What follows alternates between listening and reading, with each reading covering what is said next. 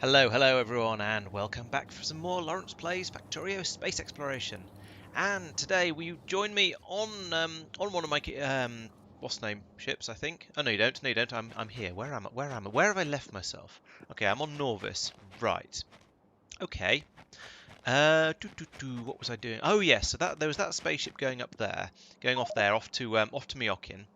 So once that finally arrives, then I'm going to need to do a few things. If there's a few things to do up here, top of the list is stick in that transmitter. So yes, here we go. Right, I remember what was happening last time. It's all starting to come back to me now. So we were having water shortages up here on Miokin because these tanks weren't getting filled up often enough because I wasn't getting through enough vulcanite for the ship to be flying back and forth often enough. So in order to improve the flow rate of that, I've put in some extra tanks on the spaceship so it'll carry more water, and I'm in the process of putting in a transmittory signally doohickly bobbly thingy. Yes, those are all technical terms, which is going to keep an eye on the amount of water in these tanks here, for which I'm going to need to cable them all together. And then we're going to transmit that to back to Norvis, and say here is your and here is the amount of water that there is in this system up here on Miokin, which is currently 6. Not very much. That's not very good. But then we'll be able to use that signal to tell the spaceship to go a bit more often if we're starting to run out of water. Hey Peter, welcome to the stream. Thanks for joining me. And yes, good luck with your internet and having it actually both inter and net. I guess we'll see how well that goes for you. So it's going to be a little while until the spaceship arrives because it's a relatively slow one. But I did notice while I was faffing around with other things, there is an issue here. So you might have noticed this train is just sitting here like a complete and utter lemon, even though there's stuff in all of these warehouses, but it's not loading any of it across. And now this is a frustratingly dumb reason. So it turns out that that one's okay. This one's okay. Here we go. This is the sort of thing that causes problems. So one of these this cargo wagon isn't quite full, so it's not leaving, but it's on 36 out of 50 stone in that particular stack. But if we look down here, all of these inserters are holding core fragments, which is why they're not putting them in there, because it's full of rage. So and that one's full, and that one's full. So that's why it's not working, and that was my spaceship arriving. So I better deal with that first before it flies off again. So hopefully I can now put down. If I quickly put down one of these transmitters, yeah, let's put it there. I'm hoping that we're all going to be inside a Roboport area, and this is going to come over and just happen for me. No, it's not. Ah, shucks. I'll put that in there, and hope we have at least one more of those available. One more Roboport available, please. Can has. And if so, I see no robots. Oh dear. We're 3 Roboports down on what we actually need. Okay, I'm going to have to pull up some of these. So if we demolish that one and maybe this one, and we'll see where it puts them. Let's put them in the box. Great, unhelpful. Okay, where's this? As long as it puts it down over here, then we're okay. And I think it might be heading. Nope, I don't know where it's gone. This may be a problem. Oh no, it has placed it down. That's all right then. So now we should get that. Yes, that has been put in place. Good. So we now link that in as well. Like this. So that now we need to call this, what should we call this? From Miokin. I suspect that's probably not been used. It occurs to me I've not actually checked this, but, because, what are you called? You're called From Miokin as well, alright, let's not call it From Miokin. Although I got the capitalisation differently, let's call it Miokin Water. There we go. So I suppose I could technically have run a cable all the way up here and tapped into this transmission as well. Although I think there might be, yeah, there is a water signal over here as well, so we don't actually want to do that. That'll just get confusing. So we won't do that. But while we're here, this should be now draining these tanks off, and it is doing that quite nicely. Yes, those are emptying out fairly quickly. This is now loading this up reasonably quickly. It's like 10% full. I say reasonably quickly. It's not that quick, but it's running, which is the important thing. We've got some of the water coming through here now. It's flowing up here. So now the power generation facility up here is running nice and quickly. So that is now sorted in inverted commas, and I say in inverted commas because it's sorted right now. But once the spaceship leaves, well, who knows? We shall find out, I guess. So then down here, yeah, we are. Yes, that's another problem that I'm going to have to deal with in a moment. But let's deal with these problems one or two at a time. So what I'm going to do is I'm going to program this one to only do stone, and this like that, and this one to only do core fragments, like that. And then if I copy this down across all of them, bop, bop, bop, bop. I did set those to whitelist. I did good. And then down like this. Now I will need to empty that like that, but never mind. There we go. That's now got the train to run. So what this is going to do is we're going to have most of the ones in the middle. They're going to just pass over whatever on earth they feel like. It doesn't matter. We'll just get stuff passed through as quickly as possible. But the ones on the ends are going to only do core fragments and stone, which means we can always be absolutely sure that we're going to get a full stack of each of those things.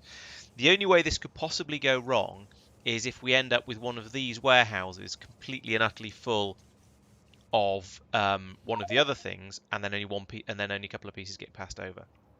So there we go. As you can see, this is working nicely. The trains are getting passed round and relaunched, shenanigan-a-did-did-did. The problem is that this isn't getting repaired because there are some serious issues here. Specifically, there's a hole in the side of the spaceship, so it's never going to leave, never going to be able to leave. There's a hole in this train, which is even more ridiculous. Let's try and put a locomotive in there and see how that goes. There's lots and lots of damage gone on here, and there's a broken piece of pipe here. So we probably need to get all of that fixed somehow. And now the next question is this area inside the Roboport network? And it just a kind of about, maybe, nearly, almost, sort of. By which I mean not really. So I'm going to put in another Roboport down here, which we probably won't have. I don't know. I guess we'll find out. I may need to pull up the one I just put in. In fact, let's do that. I don't need that one. Robot came out, picked up his own Roboport, and flew off with it. Good. So hopefully that'll actually get placed. We'll find out in a minute or two. But that's not going to be enough, because we still need to get the rest. We still need to get that fixed up, and we don't have any spare pieces of wall on this ship, which is probably a mistake. I should probably make sure that every single one of my spaceships has at least a bit of spare spaceship wall on it for moments like this, sort of stupid things like this. So what I'm probably going to do is wait for this ship to fill back up again, of which it's nearly halfway, and all of these tanks are basically empty. So that's, well, mostly empty. So that's okay. So once this is filled back up again, flies back over to Norvis, we can then put a couple of pieces of spaceship wall in here, and a piece of pipe, and another cargo wagon, because those are the things we're short of, and then we should be okay. I notice that still hasn't been built, so I think there is another Roboport that's taken precedence over it, so we'll get rid of that one as well. And I suppose this one, because that's way out of the way. We don't need that one. Could get rid of this one as well. Yeah, so there are a few Roboports scattered around that could be stolen, and I mean borrowed for use down here. So that'll get that fixed up and sorted, I think and hope. And let's see. Doop. There we go. So that will now, yeah, the robots will now pick up the random little bits of ore that were here. They might, if I'm really lucky, they might come in and do a little bit of repair work on this ship, but I don't think they will, because I suspect all of the repair packs on Myokin will have got used up just fixing up these solar panels and things when I was leaving them to get just generally pummeled by what do you call it, by asteroids in the past. So yeah, that's basically doomed.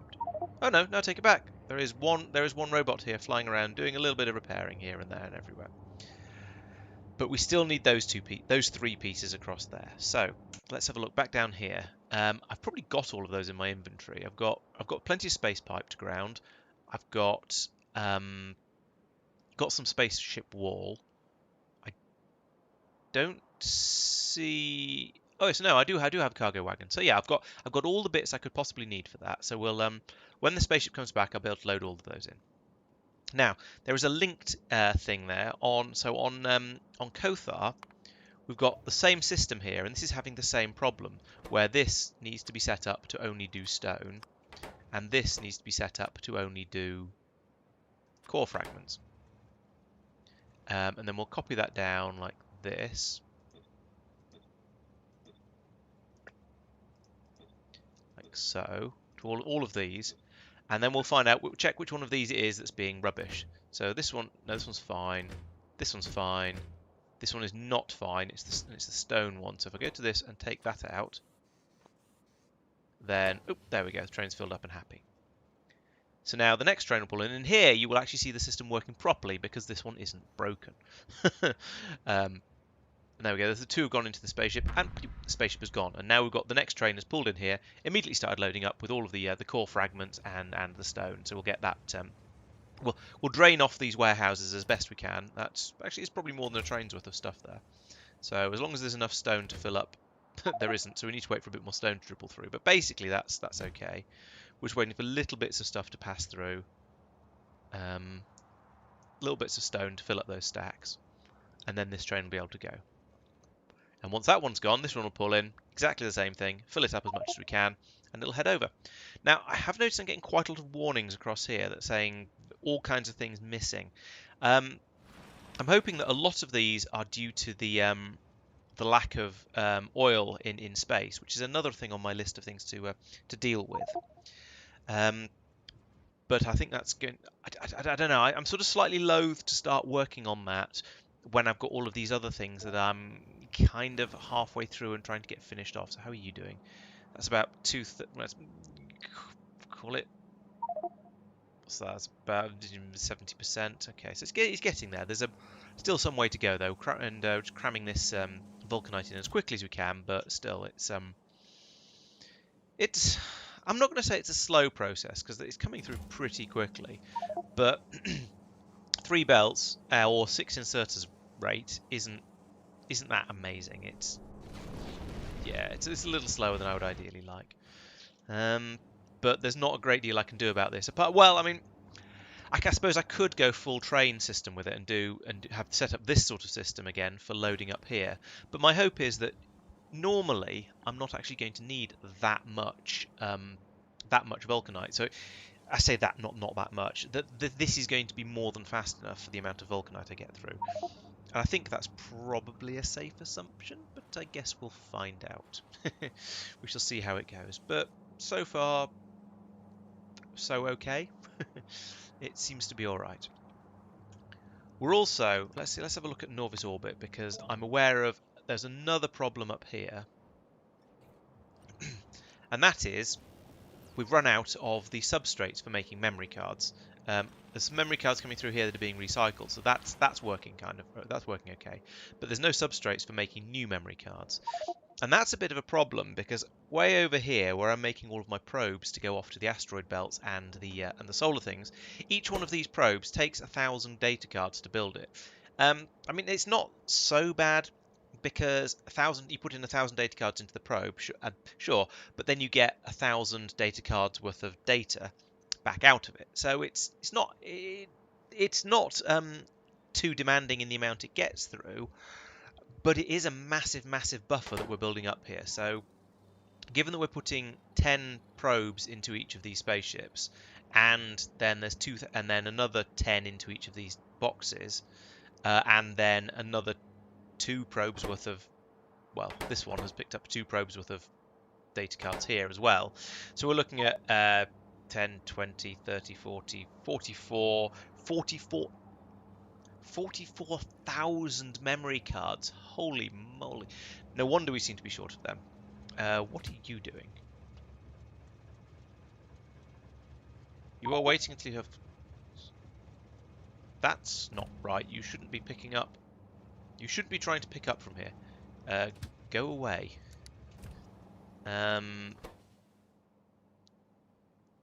Provide stack threshold. So why was it trying to pick up from there? That's strange. That should not have been happening. I think. Let's see if that happens again, because there shouldn't be any. You should never get trains trying to pick up from a drop-off station. That's just wrong. I think that's probably set up okay. So I'm going to assume, for the sake of my sanity, that I put that in after. I wonder actually, maybe if I change that from a provide threshold of many. Okay, 2.1 gig again apparently. See if that helps. I don't know. But yeah, there's an enormous number of memory cards have gone into this system here, which is probably why there's nothing left for any of the other ones, and is why, if I remember correctly, my oh no, the energy science is actually currently running, but it's a bit short. So there's a shortage of, which one is it? This one, magnetic monopole data coming out, because there's a shortage of electromagnetic field data coming in, which comes up this belt from down here. And that's struggling because there's a shortage of quantum phenomenon data, which comes. Where does that come in? No, this is the quantum phenomenon data. Okay, no, that seems to be. Oh no, it's down here. Sorry, it eventually requires this stuff, the quantum polarization data, and that's stalled because there's no memory cards for it. So hopefully that dump I just heard of a ship arriving. No, it wasn't. It wasn't the one that goes in here.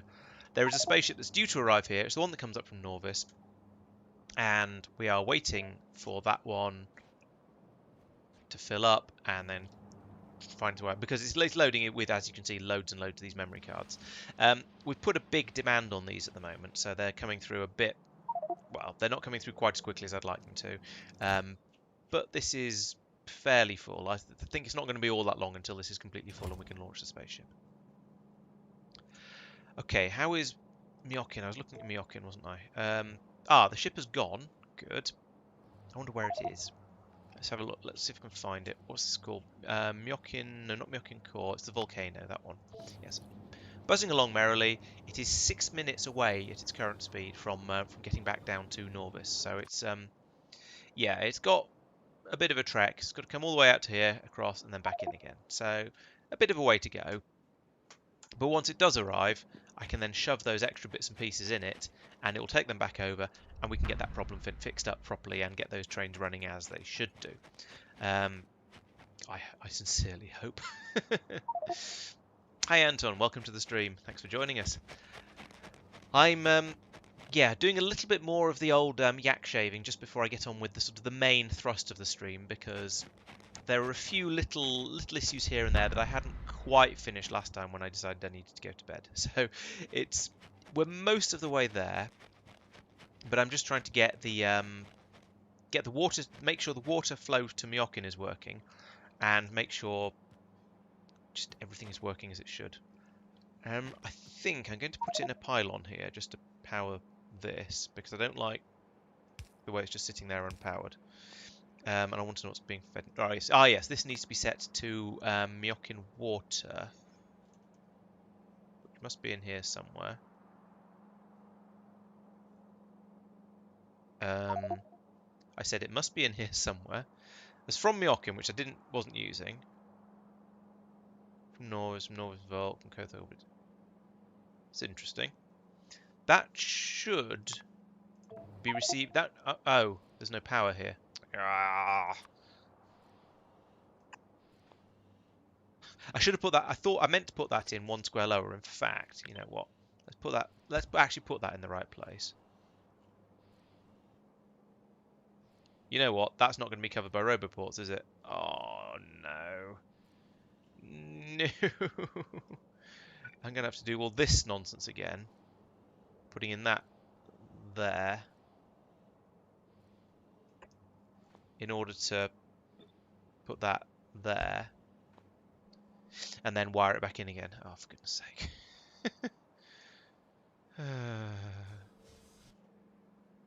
Come on, robots. Are we still short of these things on Myokin? Myokin.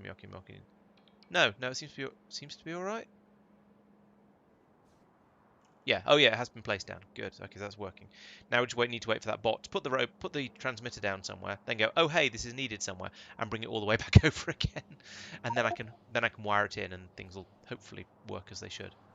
Come on, I want to do this before the spaceship arrives. Otherwise, the spaceship's going to take off as soon as it's full of water, even though I don't want it to, unless it's actually needed. So we've got 48,000 water at the moment. Right, there we go. So now I can link this up. Yeah, I thought I was on that spaceship and going there in person, but then I realised I'm actually not, so I felt a little bit silly. So Myokin water, good. Right, you. Myokin water, Myokin water, Myokin water, Myokin water. Right. So now we can say on here we have an input of 46,000 water and an output of 46,000 W. That, when the spaceship arrives, will get passed into the spaceship as a W, and on the spaceship there's combinators that will compare the amount of W and the amount of water. And if W is below 25k and water is above whatever means it's basically a full spaceship, then it will take off even if it hasn't unloaded all of its vulcanite. Because I think the problems I was having before were essentially because the vulcanite was being dumped out into the station here and it was backing up, so the spaceship wasn't taking off because it didn't need to. It was still unloading, and therefore we were running out of water on Myokin. So this will lead to it flying back and forth a bit more often if it needs to. And come on, Volcano, where are you? How far away are you, rather? 2 minutes away still. Okay, what should I talk about for 2 minutes? Does anyone have any questions? Let's wire up this radar actually, so it actually has power. There we go. Because it feels a bit silly for it not to.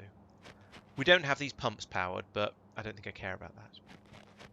Oh, nice one, Anton. Yeah, spaceships are a lot of fun. It gives you a whole new level of complicated shenaniganery and logistics and stuff to worry about. But they're a lot of fun, and they give you a lot more flexibility to mess around with things and mess things up as well, of course. Which is exactly what we want, isn't it? Yes, it is. And they're a lot of fun to play with, and they're a nice way to get stuff around the solar system without feeling like you're doing it quite so awkwardly. So, that's a good question, Andrew. I mean, the short answer is yes. The long answer is maybe. And I guess the very long answer, well, where should we go with that? The very long answer is I want it to, but first I need to have a better supply of oil in space because that's how I'm making rocket fuel.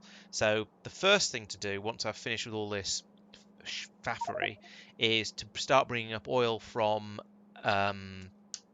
Asalia into orbit, dumping that into systems up there and processing it, yada yada yada, and then at that point I'll have all of the oil products, which will mean I'll be able to make rocket fuel. I'll be able to make the orange goop in better quantities and so on.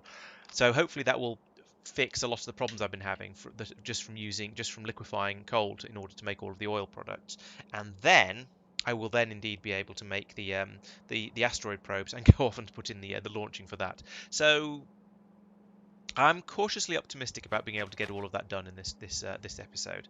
I think it should be possible, but we're going to have to wait and see a little bit. Tristan, not sending signals of negative numbers. Yeah. Oh, there's a spaceship. Yes, I think there was. I think it's. Now I'm not certain of this because I'm sort of trying to stretch my memory a little bit here. But I think I can sort of back logic it by saying this way: if the power dies on Myokin because it completely runs out of water, then the spaceship will still take more water to it in order to bump start it again, rather than just going, well, I don't know how much water I should be taking. So, yeah, we'll see.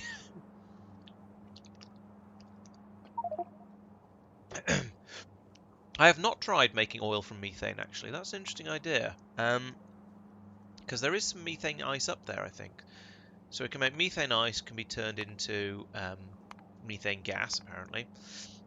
Methane gas can be turned into... No, nothing particularly useful. Oh, I see. With some biosludge, you get back biosludge. You can turn it into crude oil. Huh. Interesting. That's, yeah. There is. Let's have a look at Norvis orbit. Oh, actually, let's put the stuff in here that I need to do first. So we need a couple of pieces. What? Where does this go? What is going on here? I was trying. Have I just been dropping that on the floor? I have been just dropping it on the floor somewhere. Goodness sake, game. I wanted to put it in the chest. Right, let's try that again. There we go. A couple of pieces of that. One of these. And what was the other thing? Oh yes, an underground space pipe. And you can have a couple of these, a few of these as well. There we go. Don't come and take them away. Oh, for goodness sake. No, do not do that to me. Bad game. Here you go, have some of those. Repair packs, good shout. Do I have any?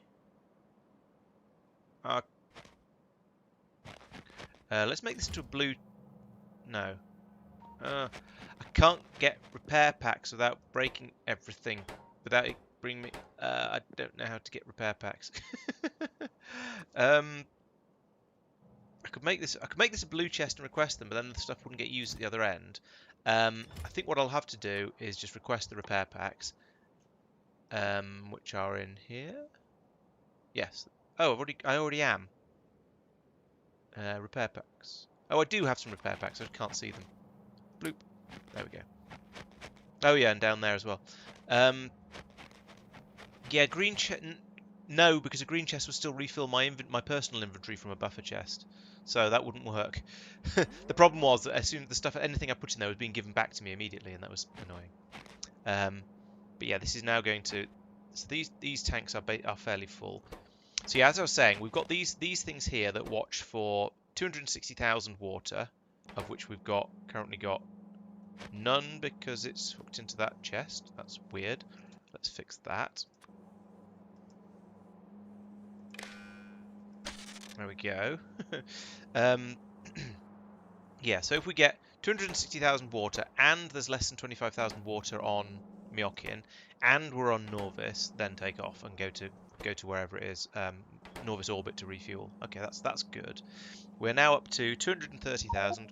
And on Myokin, as you can see there, it has dropped down to 25,000 water. So the water is starting to run a bit low. So we may end up seeing the spaceship take off before it's actually finished emptying, which would be mildly interesting and sort of as expected, given what I've been, given the way I've set it up. And yeah, how are we doing for water filling? 240,000, 243. Okay, going in fairly quickly.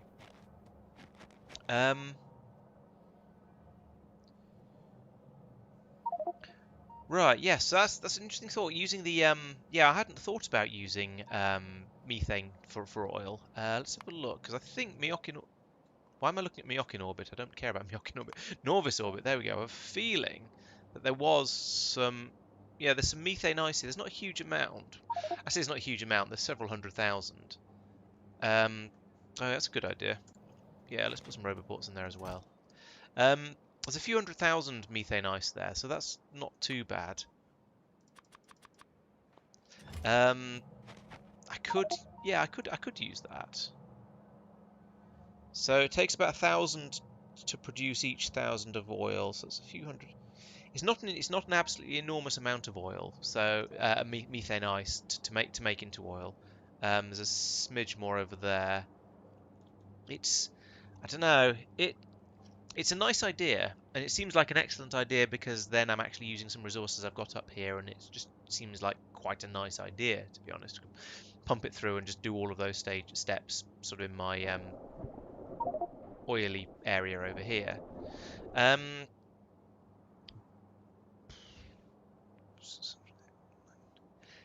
Is 900,000 a lot? It feels like quite a lot.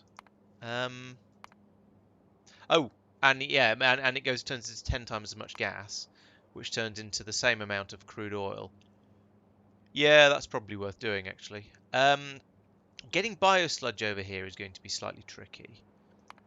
We have a little bit of it being made here in these tanks. In fact, these tanks are full. That shouldn't happen. Oh dear. These tanks should not fill up because they should dump into wherever it is, into here. and that should be used by preference.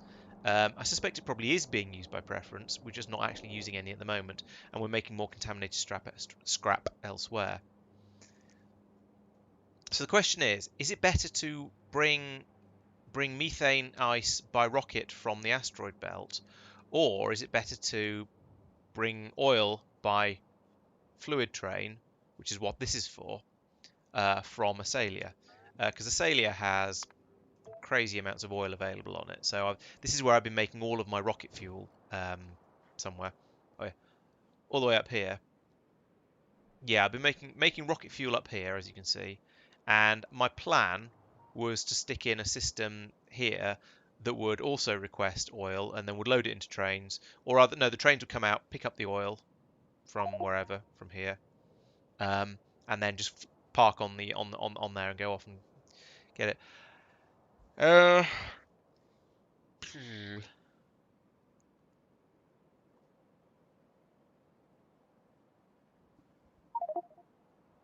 so yeah, hmm. I think actually yes. I think I'll go for using the. Let's use the methane gas because that does methane ice because that does sound more interesting. Especially if let's have a look at the asteroid belt I'm going to go to. Asteroid belts. That's that one, Kalidas one. There is some methane ice here. How much? Stone, iron, beryl. Okay, there isn't any in view here. Water ice, copper. Stone. Yeah, so I'm not going to be bringing any from here by the looks of it. I was thinking because I'm going to have a spaceship going here anyway in order to do the asteroid probes, I could have it pick up methane ice and bring it back with it as well at the same time when it comes. But since yeah, I think what I'll do is just go yeah, I'll go for the methane ice thing because that sounds interesting and it'd be a nice extra thing to put in. So yeah, that'll be fun. How are you getting on? What are you doing? How empty are you? 14,000 still. Okay. And these are all completely full. I don't know why that hasn't taken off yet. So let's have a quick look at this. Output a tick, output a tick, output a tick. So here, if you get 3 ticks, take off, and it's got 2 ticks. So which one's it not got? It's got we're not feeding the output of this into the inputs of into the input of that one specifically. Can I just I can just whack that straight in, I think. Like this. And now it should immediately take off because suddenly we'll have 3. Still no? Right, so you've got no input. Oh, have you got no inputs? It's really hard to tell how these things are wired up when they're positioned vertically like this. That's kind of annoying.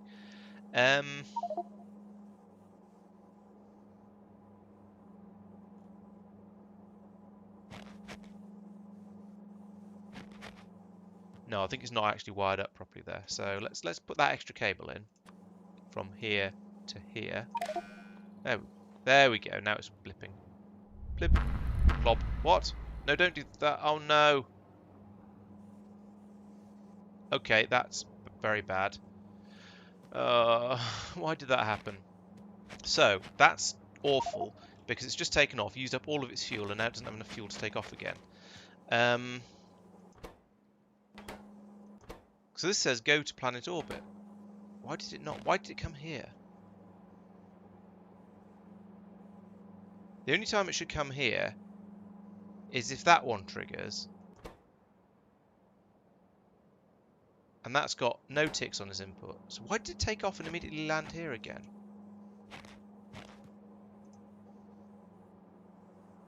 So we've got Norvis as the destination. Why is this not getting fed through properly? So you're saying pass through all of the input counts. Your input, you're getting on the inputs. You're getting take off and go to Norvis orbit. So why? Why is there a 510 on there somewhere? How's that getting in? How is that getting out, basically? Oh, I think I know. Oh, yeah. Okay, I think I know what I've done wrong. It's because I linked this up to here and this to here. So I need to somehow link. Right now, there shouldn't be anything on here. Yeah. Yes, because I was wiring the output of this back to the input of this. So we're taking that 510, planet 510 from there and putting it straight back into the input. Oh, that's annoying. Okay, so I'm going to need to somehow wire this input to this output. Is it long enough? It is long enough. Excellent. Right, so now we're trying to leave, but we don't have any fuel because apparently I'm an idiot. Right, okay. It's time to go in and fix this manually again. A good thing I am still on this planet, actually. So you come over here and wait until full cargo, because that's never going to happen. I need to fly up there and then move this train around manually. Is there a rail? Oop. In? No, there isn't, because I picked it up.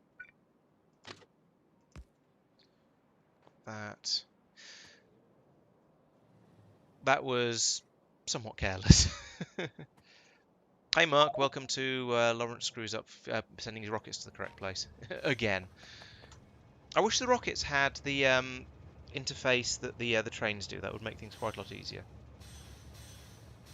So what we're going to have to do now is fuel the spaceship back up semi-manually by coming over here, filling the wagon up again, and then taking all the rocket fuel down and getting it into the spaceship.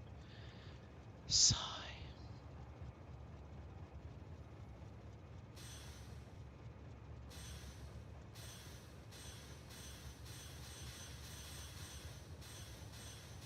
Oh no, come on, somewhere in here there's a place you can load up.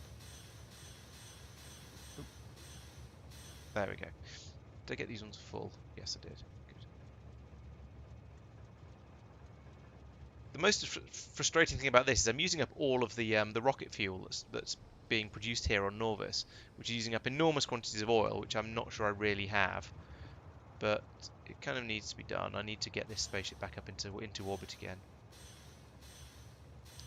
I suppose I could have spaceships bringing oil down from Asalia to Norvis. That would be fairly easy. But it's something I would prefer to avoid if I can. And because the oil mines down here are infinite, oil mines in Factorio never actually run out. Hopefully I'll be able to just hopefully it'll just keep working. It'll keep producing it fast enough, especially as I gradually pull further and further away from using rockets for stuff and use spaceships more and more. I admit that is a gradual process. It's going to take a while until I get to the point where I am just using spaceships for everything. But I think that should now be enough. So I need you to go to this station and wait there until empty.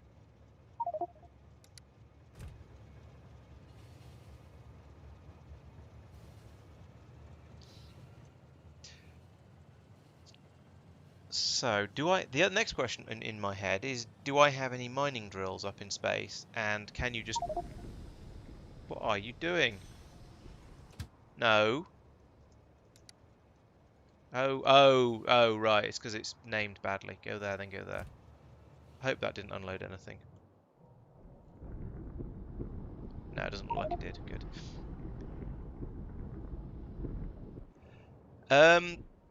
So the space ore, so things like the iridium and beryllium and so on.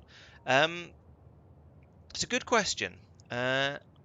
So I've been I am mining them on their planets and processing them there at the moment because that seemed like the best idea at the time because they condense down quite a lot, but from the first stage to the end. So on Kothar, for example, I'm digging up my iridite here, passing it over here, processing it on Kothar through all of the various steps, and then shipping out the iridium. Here we go, iridium ingots like this, and also the byproducts as well, and dealing with those separately. So you can fit more in your rockets if you process it on the planet and then ship it out because it condenses down, it packs down quite nicely as you go through the processing steps.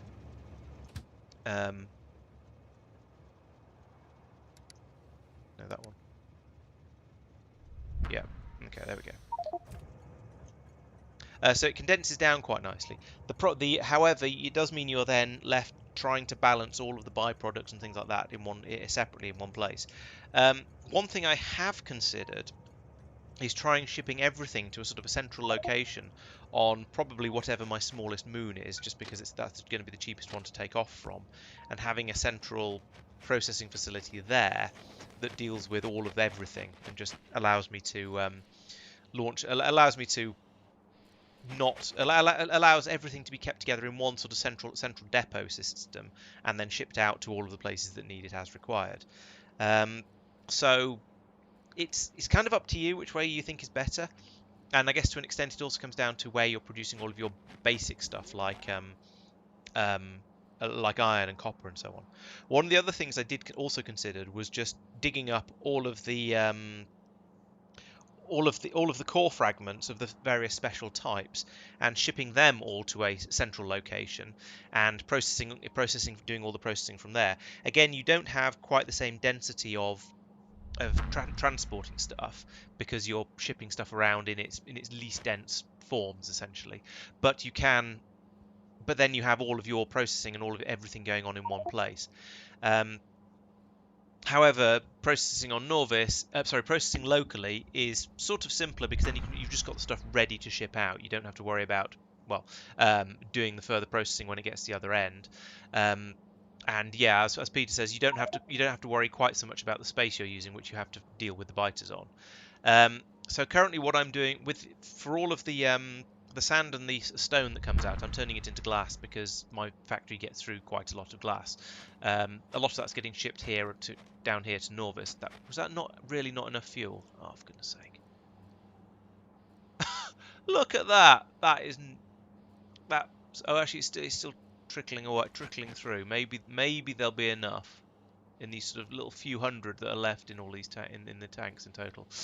Please be enough. I don't want to have to do another train for 1 gigajoule of energy. Yeah, so my base gets through quite a lot of glass, so I'm converting it into glass on, say, for example, Kothar. Up here, all of the sand and the stone comes up here, gets turned into more sand, gets turned into glass, and then shipped off to Norvis, and then from Norvis I then ship it to wherever it's needed.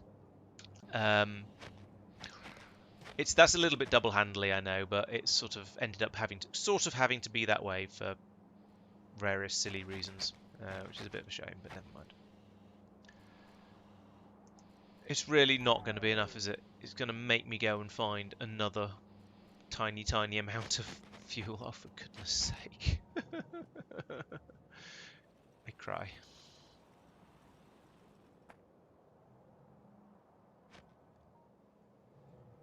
Right, let's get that fluid train again.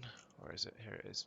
You go there and just wait until full. That'll do. It'll never go anywhere. Sigh. Yeah. So I don't think there's a right or wrong answer. They both have. Yeah, they both have advantages. They both have disadvantages. I think my ideal would probably be now that I've got spaceships, would probably be just to ship all of the core fragments around and go from there. If I was rebuilding from scratch now for whatever reason, I would. That's how I'd do it. Because that sort of it feels like a nice, easy way to have everything centralized. However, I'm not doing it again from scratch. I already have all of the infrastructure out there. So I'm going to leave the infrastructure out on the respective planets, doing the processing there, and shipping the byproducts around until I've got them all dealt with. I don't know why I'm filling up another wagon when it only needs 1 gigajoules worth of energy. Let's take 2, because might as well. Yeah, so I think there's definitely advantages to having central processing, and also getting as much as you can from core fragments is good as well. So here I've got this massive core fragment processing facility that's dealing with all of this stuff that we're dumping off from the spaceships, and that means I'm producing loads of all of the raw material, the raw ores along here that then can all be shipped off as appropriate, which is quite nice. yeah, and that's also perfectly viable way to play. You can ship everything in from behave. There we go. You can ship everything back to Norvis and deal with it there. That's perfectly valid. I think I was trying to avoid the double handling of flying stuff from the planets to Norvis in a rocket and then flying it from Norvis to Norvis orbit in another rocket. Whether that's, I mean, it depends how much you're worried about the cost of flying rockets around, how much fuel you've got, all that sort of stuff. Yeah, again, as I don't think there is a wrong way to do it. There are advantages and probably disadvantages to each of the different ideas we've bounced around. So it comes down to which one has the which one you like the disadvantages of the most. Let's put it that way. That's probably going to be enough oil now for this to leave. Where are you going? Get back over here, you stupid train.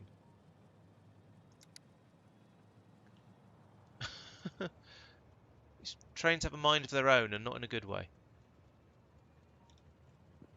I don't think that unload... Oh, I bet I know what the problem was. I probably didn't... not that train.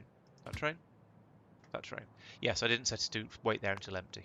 Right, okay. Alright, it was my fault. Of course it was my fault. It's always my fault. I just grumble about things anyway.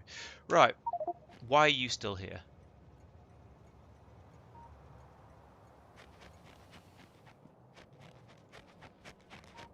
We've just dumped another 50,000 oil in here. Come on, that must be enough. Must be enough. I'm just going to sit here being incredulous until the spaceship takes off. Come on. Oh, did I... No. It's trying to go to Norvis orbit because this is not dinged.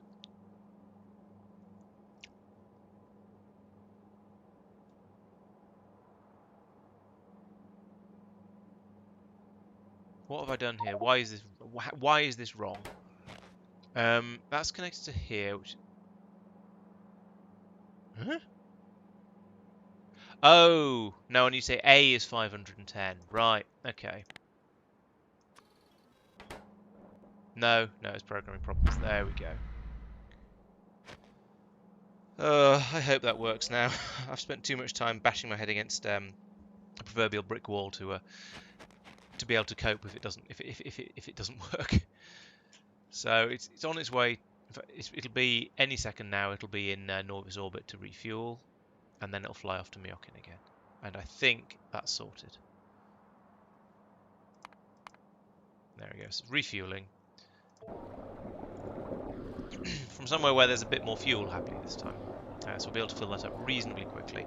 Once that gets to full, it'll go off. Right, and then that'll put those bits and pieces down for fixing that spaceship on Myokin. Right, okay, let's go fly up to Norvis orbit. But let's think about drills. So yes, I've got some drills, and let's also, because I suspect I'll probably find I need big drills or something if I'm not careful. I don't think I will, because I don't think that's been added for. I don't think on the mod version I'm using that was added at all. And if I look over here, it just says methane ice. Okay, methane ice extracted with an electric mining drill. Okay, good. I could even use a burning mining drill, which is even more ridiculous in space than it normally is. Okay, let's get back up to Norvis orbit.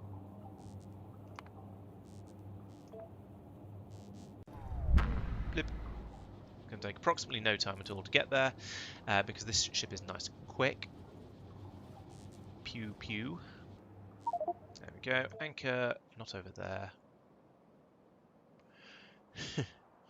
Serves me right for looking at things, I suppose. Right, so we can anchor this one back over here. It can refuel while I'm messing around doing other stuff. And then we can have a quick look around and make sure that everything seems to be working as it should.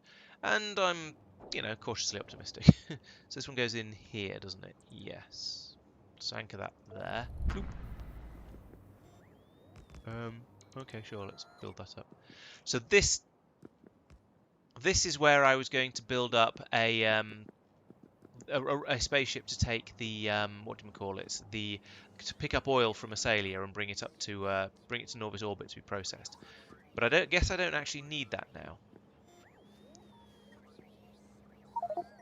Indeed, no immediate return, Bamf. Well, I'm very flattered you think my voice is soothing. Um, although the fact is putting you to sleep is perhaps not the best the best of compliments. uh, Thank you. I shall yes, I shall get on with that. So, I mean, I think I've now more or less finished off the yaks. The only one remaining is getting that spaceship that's on Myokin fixed up and flying properly. I do need. I think the oil is enough of a big deal that it's its own thing. I'm not going to go over there without any drills because that would be dumb. Let's grab some drills. Drills. They're in there. 50's probably enough. Probably. It's probably enough belts. I'm going to need to put down another station, so I'm going to need some more space rail, which is made here. I'm going to need some signals and stations. I need more signals. I hope signals are a thing I've got up here.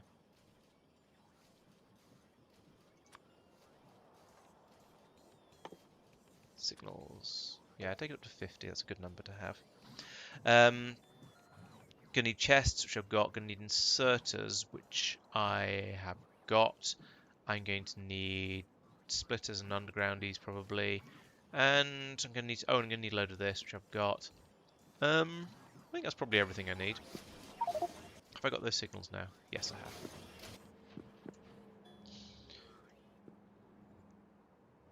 Okay. Now, I wonder if putting down space platform scaffold damages ore patches.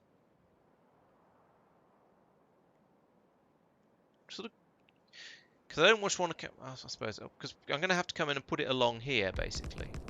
No, it seems like they can be on top of it. Right, that's all right then. I don't need to be too careful about this.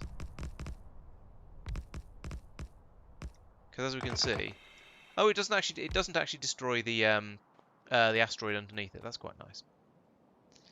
Right, let's put in some of those mining drills.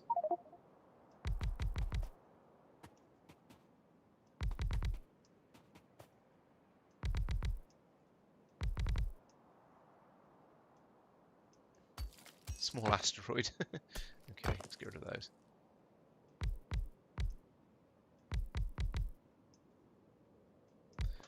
No, not there.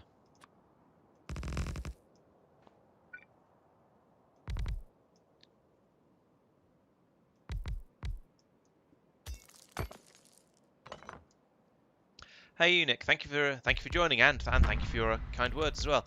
I'm glad you're finding them useful and interesting. How far have you got through space exploration? Okay, there we go. That's quite enough of that. Now put in the belts, like so. That's not where you put belts, Laurence. What you're doing?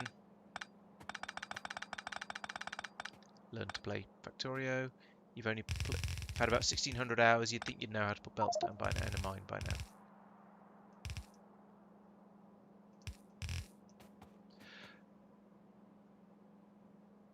Okay, so this is going to be a 3-to-1 because this is going to be using the standard LTN setup I've got here, and therefore is going to be an absolutely tiny train. But never mind.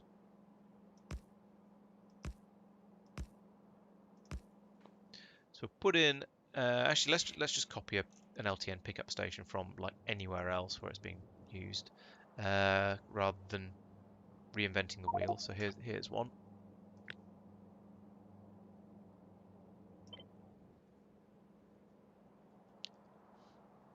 Ha!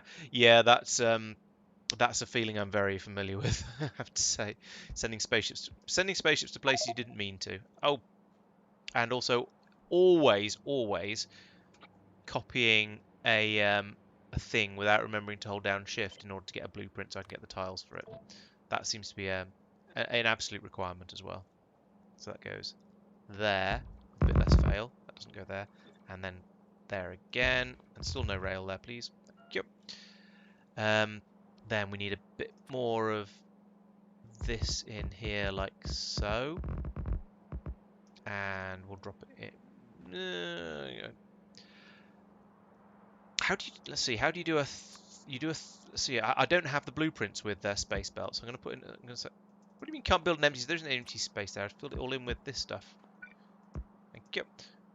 I said, just fill in all the spaces. Jeez. Right, there we go. So as I remember, you put in. That one goes to there. One to there.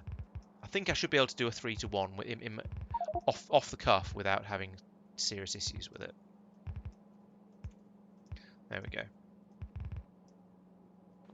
Why are there so many gaps? Why is this so gappy? There we go. And why am I in map mode? No, right. Do it again, but better.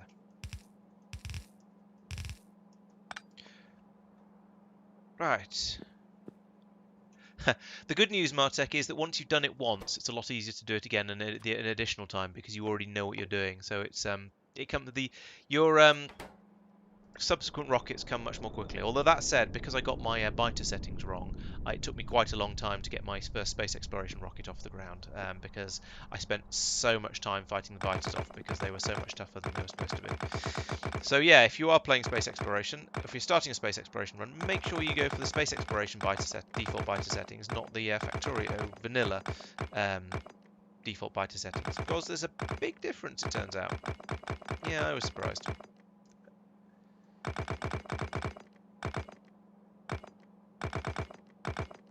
There we go, let's tidy that up a little bit. Okay, and now we just need to drop some power in the middle of here, like... Where are they? There, one of these. Boop. And I guess boop. How are you guys for power? Absolutely fine by the looks of it. Okay, good, no worries there. So, right, we have methane ice. Good job. This is set up a standard 40 stacks. Yeah, sure, absolutely, that's brilliant. Right, okay, that's the easy part done. Now buzz off over this way, and we need to put somewhere. We need to have a drop-off place to drop it all off, and then start processing it and stuff, and turning it into oil and all that other good stuff. Well, I tend to find bottlenecking on resources and too many biters is they're kind of linked problems, because if you've got too many biters, then you have trouble expanding and getting more resources, and therefore you struggle to expand more to get more resources because the biters are always in the way. So it's one of those sort of self-fulfilling prophecies, I suppose, is probably the best way to put it. Let's ask for some methane ice here as well. Really that much? See how it goes. And we'll need to empty that as well. In fact, I'm going to just paste. No.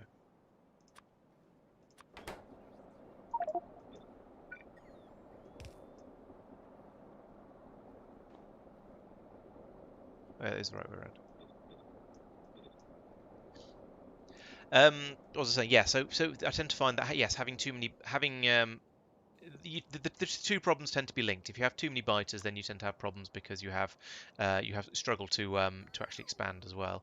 Right, goes out on the right, so we need to do that and that. Then over here, okay, this is going to be the interesting bit. So I've got a load of biosludge over here, but I think I am going to train it in actually. Let's bring it in by train. So what we'll do for that is float back over here. Thump. I said, there we go. If I pull up those four like that, then I can chuck it in a pump and a tank and another tank like that. There we go, nice easy unload there. I also need to wire all of this up. We need a power there. Why is there no power here? There we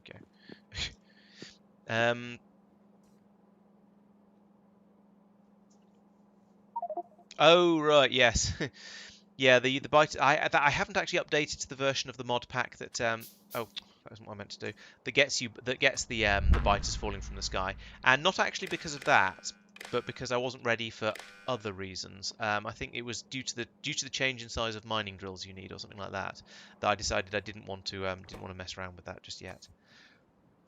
Bio sludgy liquids. No, so, other things. Bio sludge. Where is it? There we go. Bio sludge. Minus 25,000.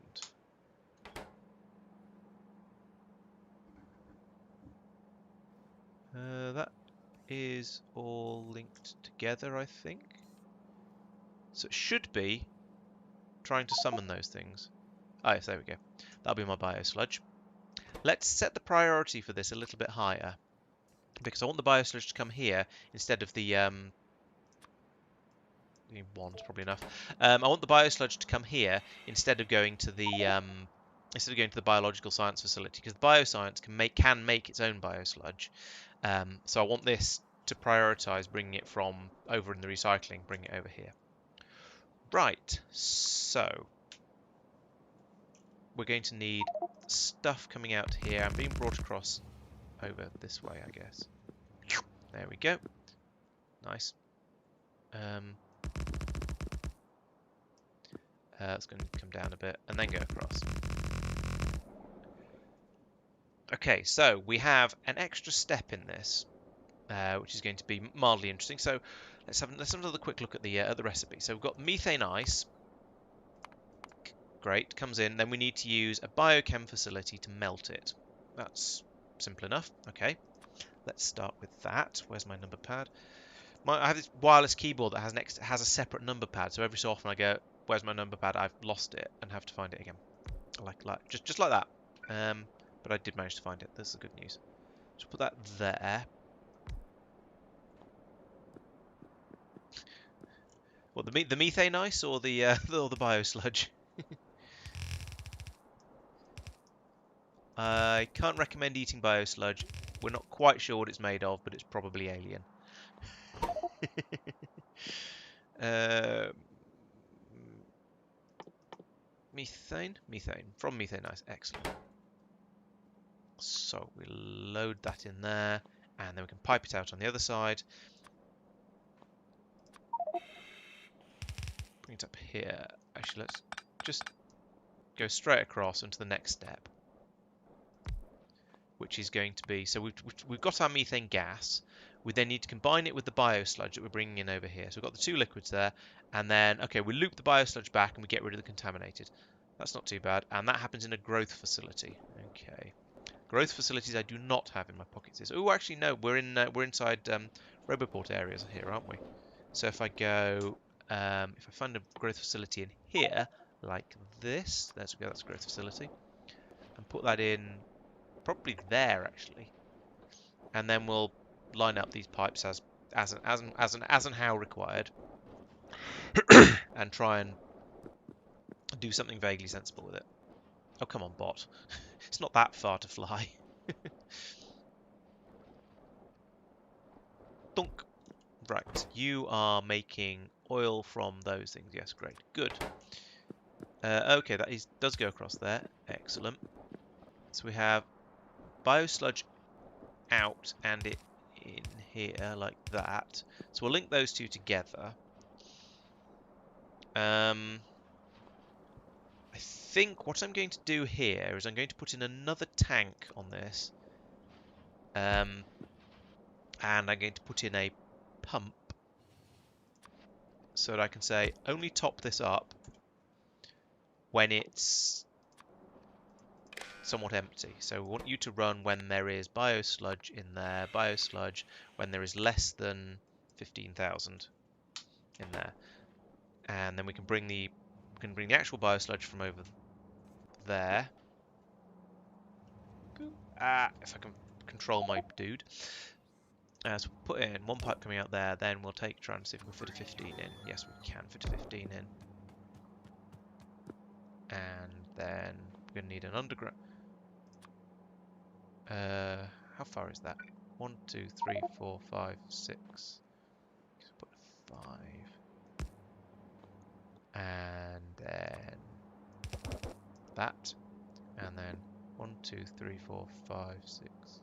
Another 5. Then underground pipes, which are there. Then we can have another 15. This is I believe, is the fastest and most efficient way of building up this pipework, even if it's a bit of a faff to do it as you're doing it, because you can use these long pieces, give you faster flow rates and cheaper pipe sections. Because each one of these counts as a single pipe section for the way it flows, and also so it allows you to just pump the liquids through much more quickly and efficiently. I'm going to need to put down another one of these to power all of this shenaniganery. There we go. Now this should start running. Yes, I think that is all of the inputs it needs, isn't it? Yes, it is. I just haven't dealt with the outputs. So, right. Next step is to cut this off, because we don't want coal down here anymore. We're going to stop doing that because it's dirty and inefficient and so on. Instead of this, we're going to have a pipe running down here. We probably aren't going to need the steam anymore. We might need water, I'm not sure.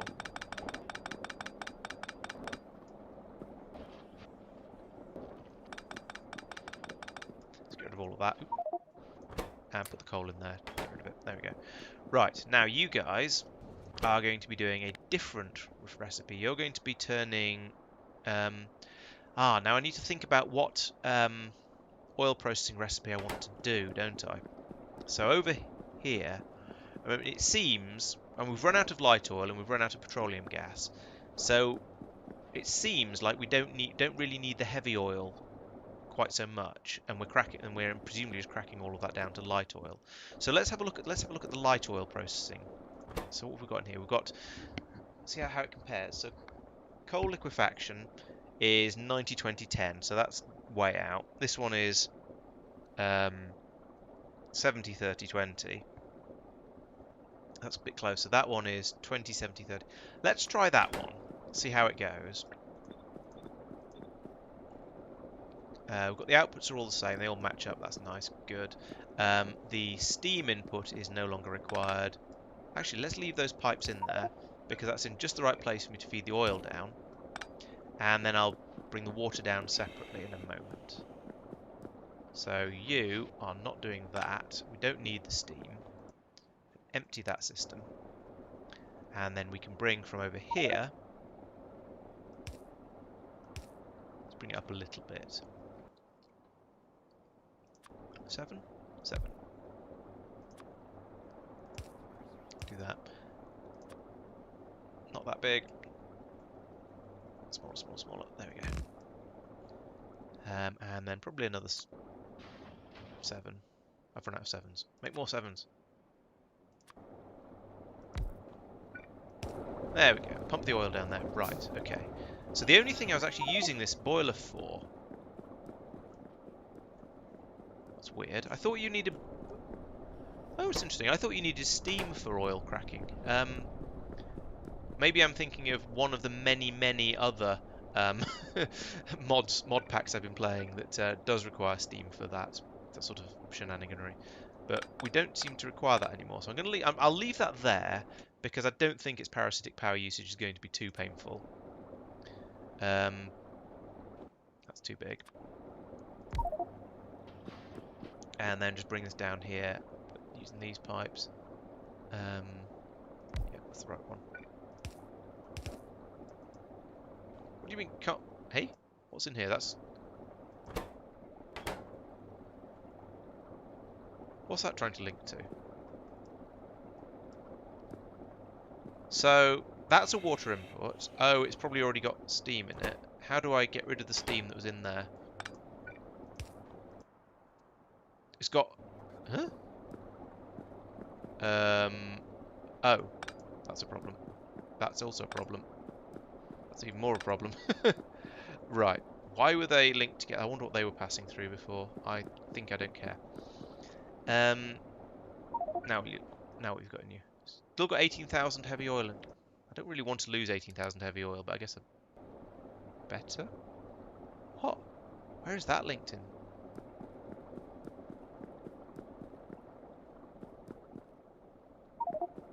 I don't understand.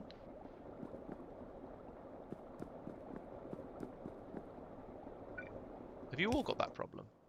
No, just you.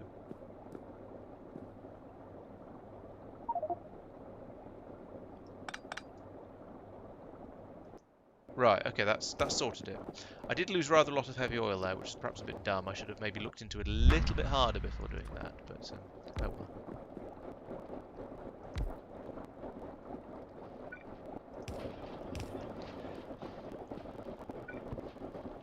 Okay, nearly there. Right, there we go. Now we're producing all the oily stuff in a far more efficient way. I hope, I think. But it's not running very quickly, presumably because we've run out of oil. Yes, we have run out of crude oil. So I've noticed that everything that happens in these growth facilities seems to be kind of slow. So I suspect... Okay, that's going to want to be a faster inserter. So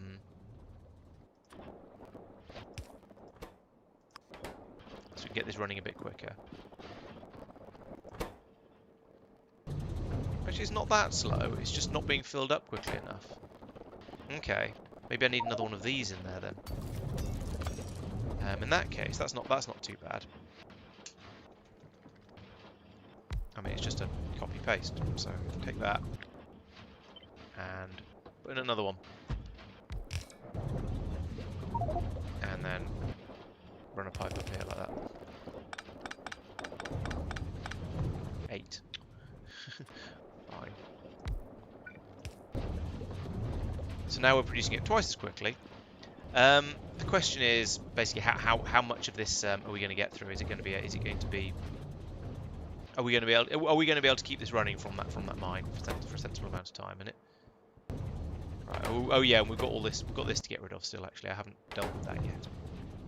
Okay, so the contaminated biosludge needs to come over to here to be processed into clean biosludge.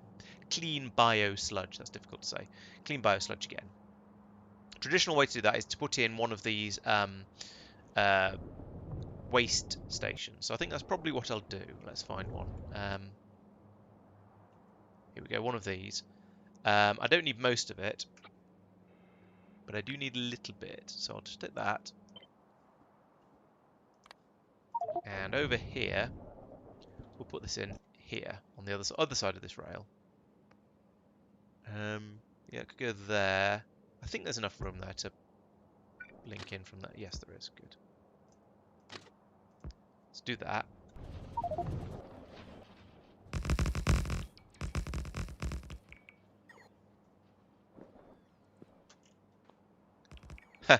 I wouldn't say I don't like using speed modules. It's more just I don't know. I never really quite got into the habit of moduling everything up to that higher level. Oh dear, which ones of these is the one I want? Yeah, I never really got into the habit of it, and to an extent, I find that I think having more machines is better than using speed modules, unless there's a reason not to. I mean, these machines are all full of speed modules because they weren't running quickly enough before, and so I eventually got fed up and didn't want to put in a huge long chain of them. But generally, more machines is more efficient than using speed modules. Oh, it's the back of the train that we have the contaminated sludge. Which there isn't. Oh, which there isn't room for in the way I've set this up. Bloody hell. Ah! Rage.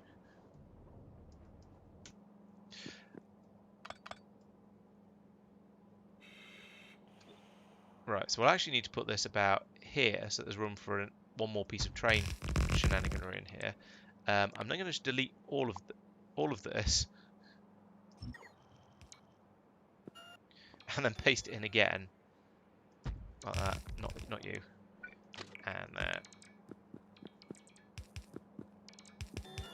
Oh dear. This is going to take a little while for it to all sort itself out, which is rather annoying. But what I do need to do, just to finish this off. So the problem there was my other station didn't really have enough of a didn't have all of the things taken into consideration. So I need to add in the extra couple of bits and pieces here like that. I don't need quite so many signals. And then that can't go there, but I do need to put in the tanks.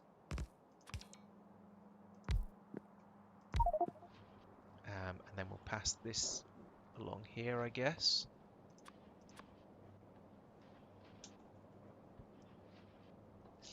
Yeah, I mean, smaller footprints is all very well, but I guess I mean I don't know.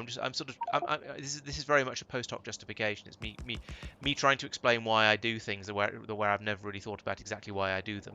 So, um, okay.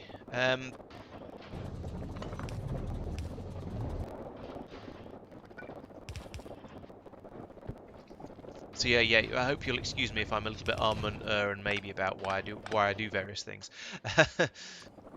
But yeah, and I also feel that having the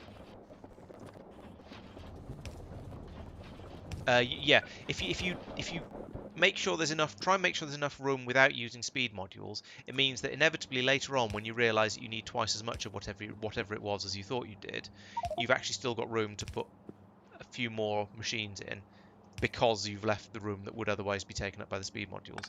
Sorry, that you've left the room, and you can just put in the speed modules. Does that make sense? But yeah, exactly. As Andrew says, it's one of the best things about Factorio is there's so many different ways you can solve any problem that comes up.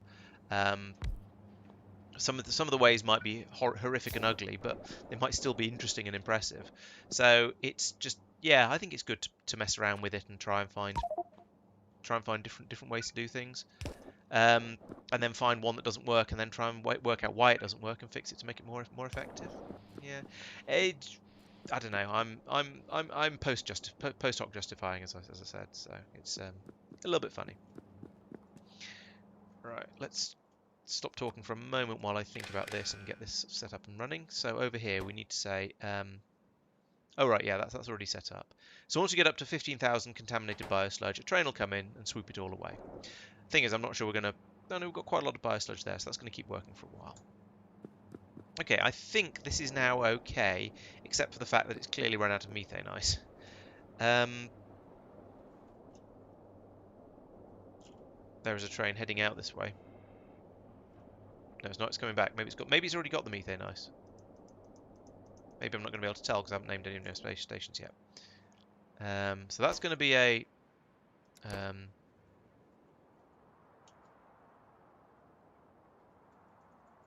What do I call these ones? The recycling. Do I call them recycling or just call them scrap? I'll probably call them scrap pickup. Yeah, scrap pickup. There we go. I think it probably has to have the name.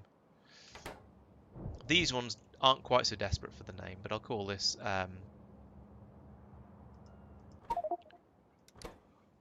oil proc drop, even though it's not quite true. It's close enough. Then look over here. We can call this one methane ice pickup. Okay, so there is a train dropping off some more methane ice. Good. So we'll churn through that.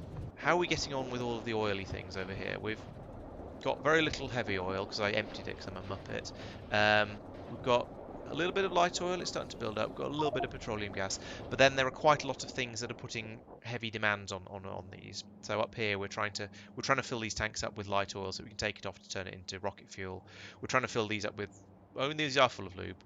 We've got plenty of cosmic water. We've got half a train,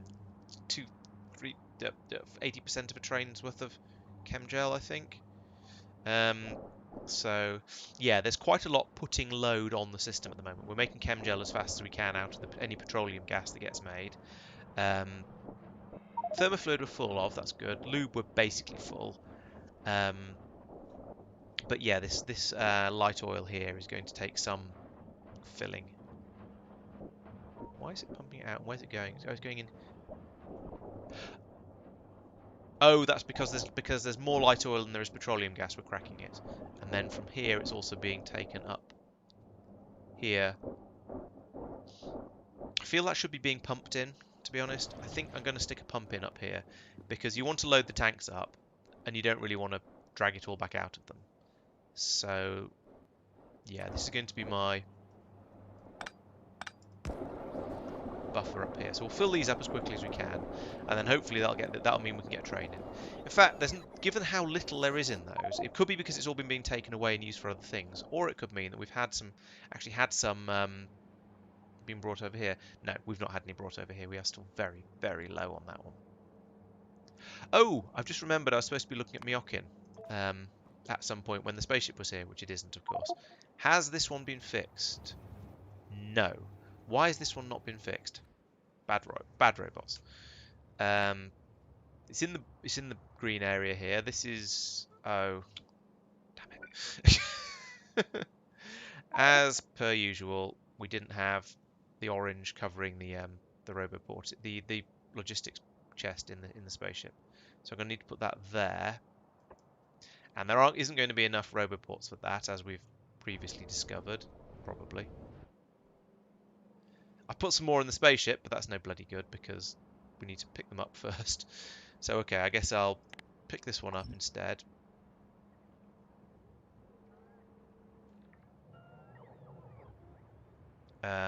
One of them will now put that down, and then next time that spaceship comes back, let's see where it is at the moment. Universe Explorer, volcano. It is sitting here like well, it's only just landed by well, I say it landed not all that long ago, judging by the amount of water in it. Okay, so how are we doing here? There's 110,000 water on Myokin, so it's going to be quite a long time until this ship has to leave. There's a nearly full warehouse here, so it's going to be quite a long time before it has to leave for that as well. So yeah, no, I didn't take any offence at the sort of that you or think you were trying to convince me to do it differently. I think it's interesting to hear how people do things, and then it's also quite interesting for me to try and justify what I've done. Not because I want to convince you that my way is the correct way or anything like that, but because if it gives me a sort of a reason, it makes me explain through my thought pattern. Um, which helps me understand why I was doing what I was doing, and to be honest, whether I was even thinking about what I was doing, or whether I just sort of followed through the process without a standard process without actually thinking about it, because this is how I've always done it, or something equally ridiculous. So yeah, it's good to have someone pointing out that there are alternative ways to do the things I've been doing, and make me actually think about it. So yeah, no, I definitely appreciate that. I'm going to put in another one of these because it's not running fast enough for my in my estimation.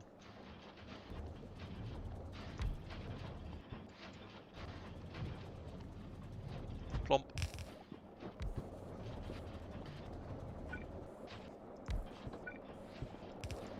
There we go. Let's make that a little bit quicker. Well, I would if it was coming through fast enough from here. We are really ripping through this methane ice. I guess, I mean, the thing is though, if I end up using it all up, this does mean I can in the future. I can bring in methane ice by rocket or spaceship, or I can bring oil in by spaceship and just dump it into this system. I don't need to run it off methane ice. It is very, very expandable and extensible. So yeah, I think that's probably fine. How are we getting on here though? That's the question. 14,000. It's more than half a train, but it's only just more than half a train. So it's going to be a while till this actually starts, till we fill up all the appropriate buffers and things, and everything just starts to behave itself nicely. But then oil is always a bit tricky, I guess. There's always quite a lot of effort in in getting oil to work. Oh, there's a fluids train going there. Where you came from? Ah, that came from light oil. Oh, maybe it was more. Yeah, it's doing better than I thought. Yes, we've got some light oil over here now. Excellent. So we are making we're making the rocket fuel again. Dump, dump, dump, dump, dump, dump, dump. That means we can be making probe rockets again. Dump, dump, dump, dump, dump.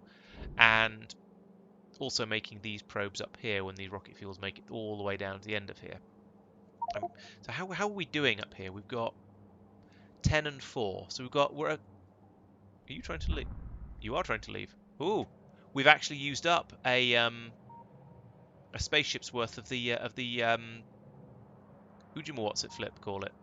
Um, what do you call it? Solar data. Solar data. We've used up a whole spaceship's worth of it, so it's flown off to get some more. Nice. I like automation when it works. So that's good. So now we need to make another five of these probes, and I don't know exactly what that requires. Let's have a quick look. I don't know how much rocket fuel is going to be required for this. Is basically what I'm trying to say. It's 100 per probe. Okay, that's quite a lot. But that looks like it's just made one. Yeah, we're up to 5 now. So halfway. Yeah, we've got. This is going to be a slightly frustrating, slightly slow process. But once that eventually finishes, we'll be able to go over and actually build up the asteroid data gathering thing at the other end.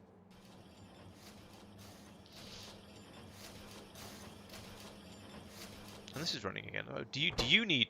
Oh, this one needs rocket fuel as well. That's going to make it even worse. Okay, it may be some time before this actually gets to the point where it's sufficient.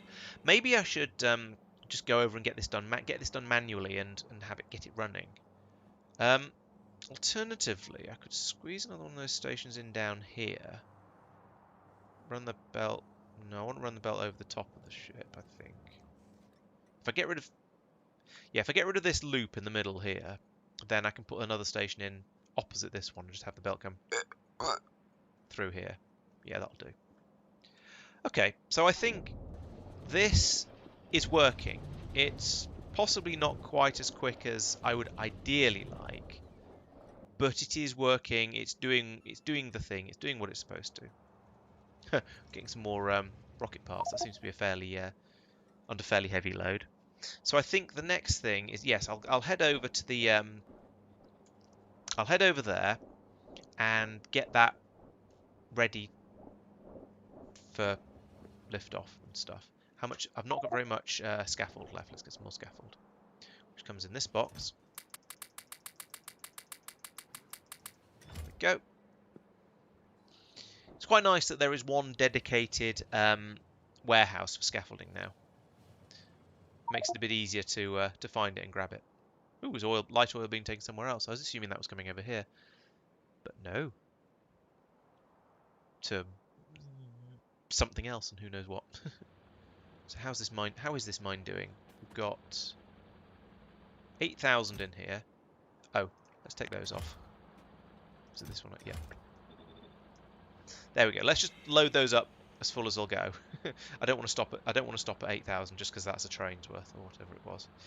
That's a silly idea.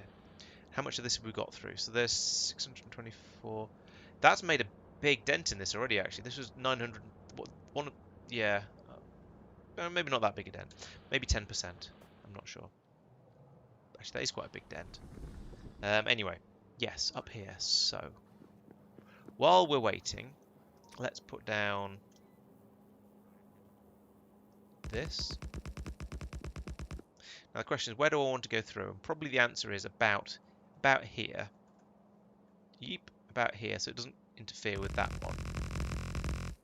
Oop, I don't have my jetpack on. Just fell off.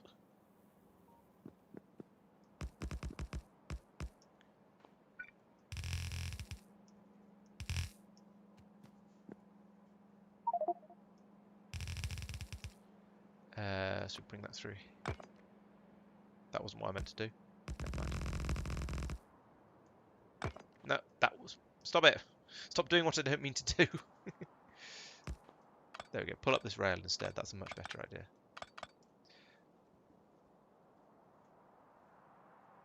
Right. And now I want to make a copy of this station from about there to there and get it with the tiles. Put it in. Yeah, let's put it there. That works. Don't want that piece. Don't want that piece. Do want all of that stuff. So I'm going to have to do it again, but never mind. Nope. And nope. And I don't actually need this bit coming off here. because it's going to come in here like this, and then down like this.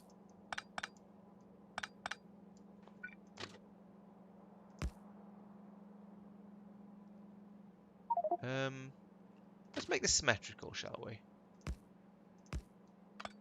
It's not symmetrical because this one sticks out further, but, you know, kind of symmetrical. That shouldn't be there anyway.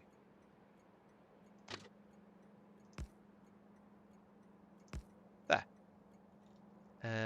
Is there a... Yes, there is a signal down there. There should probably be a signal there. That's probably what it was meant to be. We'll put one in the middle of there as well. Okay, and these need reprogramming. These are not going to be solar data. They're going to be asteroid data, which is that one. There we go. And yep, you're a pickup station, so you can stay exactly the same. We're only filling up to that level. Yep, that's great. Okay. That's now ready to receive, like Hotel California. That was programmed to receive, not ready to receive. Never mind. It's close. Close. I tried. Just not hard enough. Okay, so we've got 5 in here currently. We've run out of rocket fuel. I think I don't care. I'm just going to go with what we've got. So you are going to... No, you're not. Let's have a look at all of how everything is programmed in here, because this is probably going to need some tweakings. So you are saying to go to Norvis orbit. That's fine. You are saying to go to solar orbit. I do not want to do that. I want to go to an asteroid field. No, an asteroid belt, sorry. But I need to know what that asteroid belt's number is. No, not Calamity. Calidus. Calidus asteroid belt 1 is 516. Asteroid belt 516. So I'll tell you to go to asteroid belt 516. And over here, right, what have we got? I've reprogrammed that, so that's already. So that's the asteroid probe data. A is 516. I've already got that one as well. Interesting. So if you're full of asteroid data and you're in the asteroid field, feed those two get fed over to here. If you've got 2 ticks, then go to Norvis. Great. Here, if you're on Norvis and if you've got no asteroid data, including outside here, which is done with the doohickeys, and you're in Norvis orbit, and you've got 10 probe rockets, and you've got at least 10 probes. 1, 2, 3, 4. Then launch to there. 516. Go as fast as you can. Good. That's all. That I believe is all set up properly. Excellent. We've got the box down there to deal with that. This needs to not be a 12, I don't think. Where's my list of numbers? Oh, no, 12 is asteroid probe. I set that up properly. Nice. That makes a nice change. Okay, so in theory, let's try and do this automatedly. So if I set this, instead of being 10, if I set this to a 5, then it should go, except it's not plugged into anything. So these outputs here, they go to here as well. What we've got here, this is the where to land. What are you doing? Oh yes, if lessons it land. So we need to hook that up to the input of the thingy, and then we should get a plib. There we go. And we're on the way. I should probably, in hindsight, I should have some power for this as well. Now, it doesn't matter because it's powered from the spaceship whenever the spaceship is here, but I don't know how many bots there are around. There's lots of bots around. But will probably, knowing my luck, just end up with the bots in the wrong place and things won't work as they should. So, I'm going to put in another one of these here. Obviously, it's just a ghost, but it'll get placed when I come back. Let's make sure that my spaceship is flying. Yes, we are. We're flying along nicely. Good. How long is it going to take to get to that asteroid belt? 3 minutes. Oh, 3 minutes isn't too bad. Now, I remember in the last episode, I loaded up with all the stuff I reckoned I was going to need. So we've got the plenty of scaffolding, which actually probably we don't need at all. We've got a rocket silo, a space probe rocket silo. We've got some solar panels. I didn't bring any meteor defense guns. I think we're just going to have to hope for the best with those. I've also got quite a lot of rubbish in my inventory. I should probably tidy that up and dump it somewhere at some point, but yeah, it'll do for now. So let's have a look at Calidus orbit, and we'll basically... Ooh, that's taking off. So what I need to do essentially is make a copy of. It'd be convenient if this spaceship would go away, actually, because then I could take a copy of this entire facility without getting the spaceship in the middle of it. But I don't think that's going to happen anytime soon. So I guess I'll just do that, and then say I don't want any of this. I just have this feeling that. Oh, actually, can I get rid of things from here? I don't want any of those. I don't want any of that, or that, or that, or that, or that, or that. I do want clamp. Don't want those or those. Do want the belts. Don't want any of this, though. I'm not sure it was any easier doing... Oh, no, I did want that. There we go. Got that back. I think that's the entire spaceship grayed out.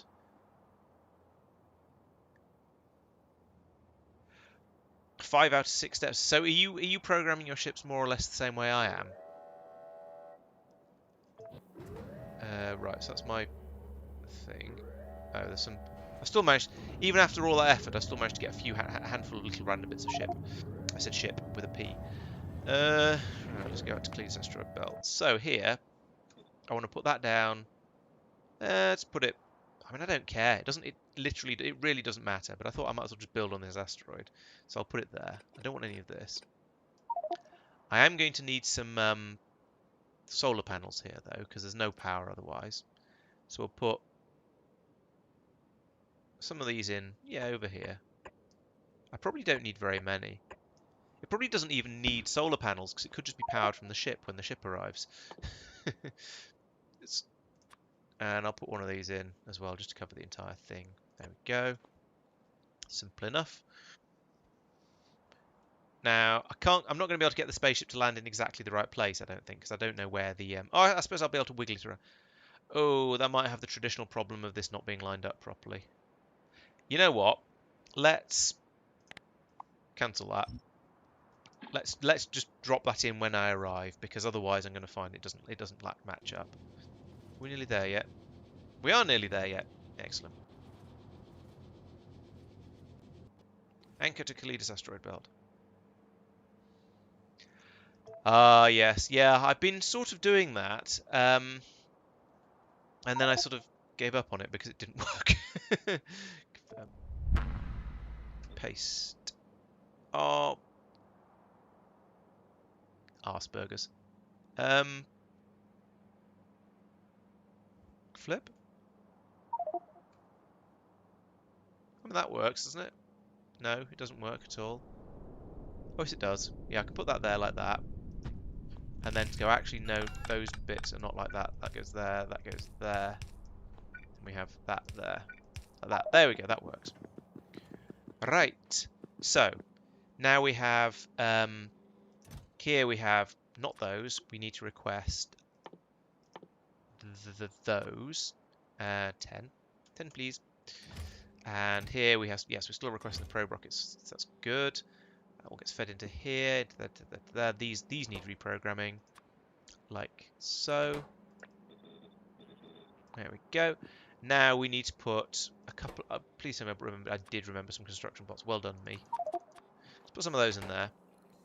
Fly the stuff around like this. Merrily, merrily, merrily, merrily. And now we get to see if the whole system's working. So we are making a rocket. Good. That's what I like to see. We're running this entire thing off the ship's solar panels, and I don't really want to do that, just because it seems wrong. So I'll put down 4 of these, and 1 of these. Like that. There we go. Now it's self-sufficient. We're producing wildly more power than we need. These hardly use any power. So, I mean, I could have just had it run off the ship, and it would have been absolutely fine. But, you know, I feel that somewhere like this should be self-sufficient, and I am probably going to come along at some point and put in some meteor defense guns once some of this gets destroyed, probably, knowing me and my tendency to leave things until it's a bit too late. So, there we go. First rocket is nearly finished. I'm going to have to wait for 5 of these to run before I can leave, but never mind. Bink. There we go. So that's the rocket is now emerging from its hibernation. I should put this back to 10 while I think of it, so it doesn't leave too soon in the future. There's my probe rocket. We'll get the there we go. That's the probe satellite being put in it, and then big fiery launch. Yes, go go go go go go go go go go go more go. Yeah, there we go. Whee! And it fades out into nothingness. And then all of the data cards get passed across exactly as intended. So looks pretty good to me. That seems to be working. Now we just have to wait for it to do that another 4 times, and then then I'll be ready to leave. In the meantime, what else? What did I decide there was here? There's loads of there's loads of beryllium. 19 million. That's lots. More further out, and I could probably fly further out to find even more. Big chunk of stone there.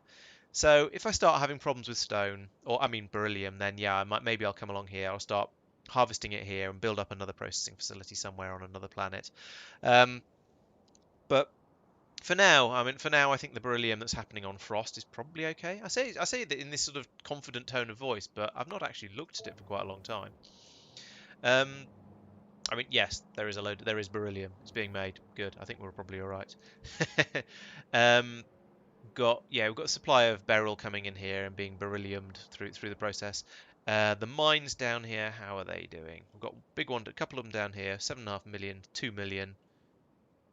There's a little patch there that's minered up but isn't actually connected to anything. Cryonite, 26 million. That seems to be fine as well. That's all pretty. There's another cryonite up here, 18 million. Oh, but that's just being fed out by belts into the old system, and I don't even know if we're using this anymore. Oh, we're using it to make ice, and that's about it. Ice is in fairly heavy demand, actually. We're obviously getting through a lot of water on the space station, presumably because it's being used for the oil processing and other similar sort of things as well. So we are actually using this cryonite processing from the old system, but not in particularly huge quantities. So that's probably all right. Right, looking back at chat for a second.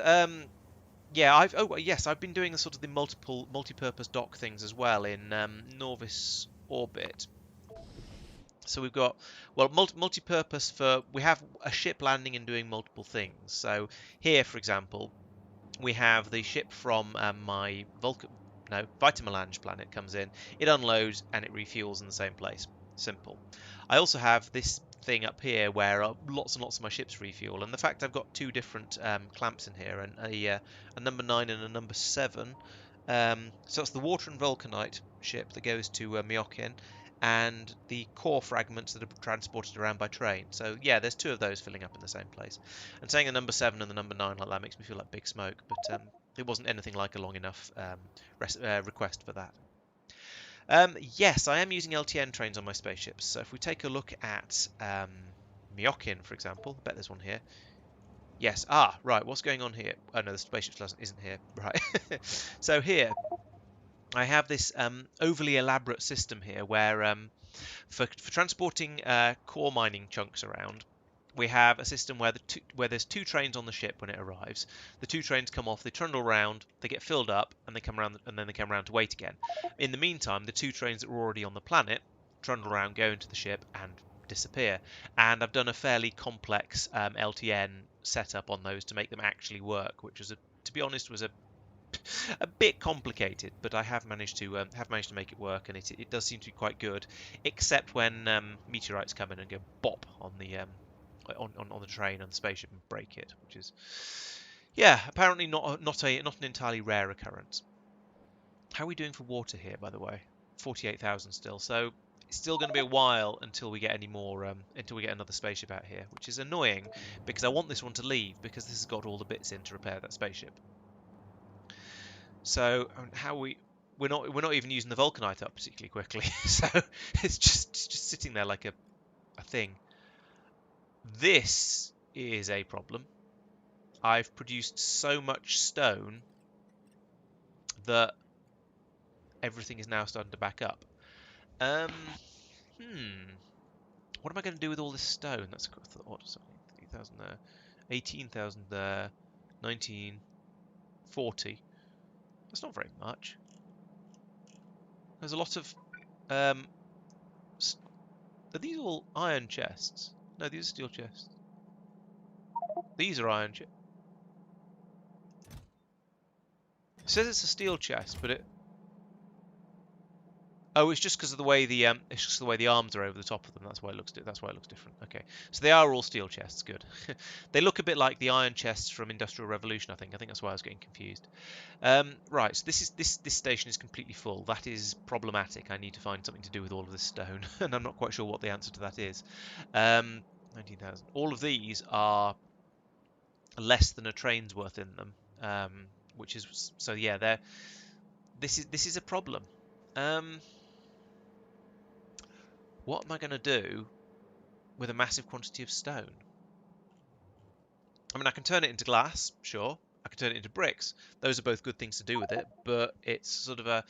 They're not demanding enough of it, apparently. I can ship it up to orbit as glass or as stone, but again, doesn't seem to be enough demand for it.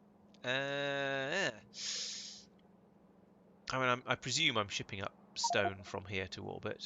That seems to be the sort of thing. Yeah, here we go, stone collection station here, and let's make sure that that stone station has a suitably, yeah, it has a priority of 4,000. So any stone requirements are probably going to come from here, not from the mines.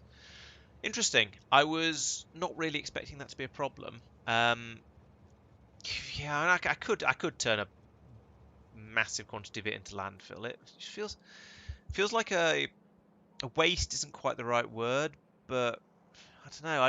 I don't need all that landfill, so it would just be making it for the sake of it rather than anything actually useful. Um, yeah, I don't know what to do with all of this. I could turn it into bricks and brick over the entire base. I could turn it into landfill and fill in some lakes. I could, yeah, I don't know.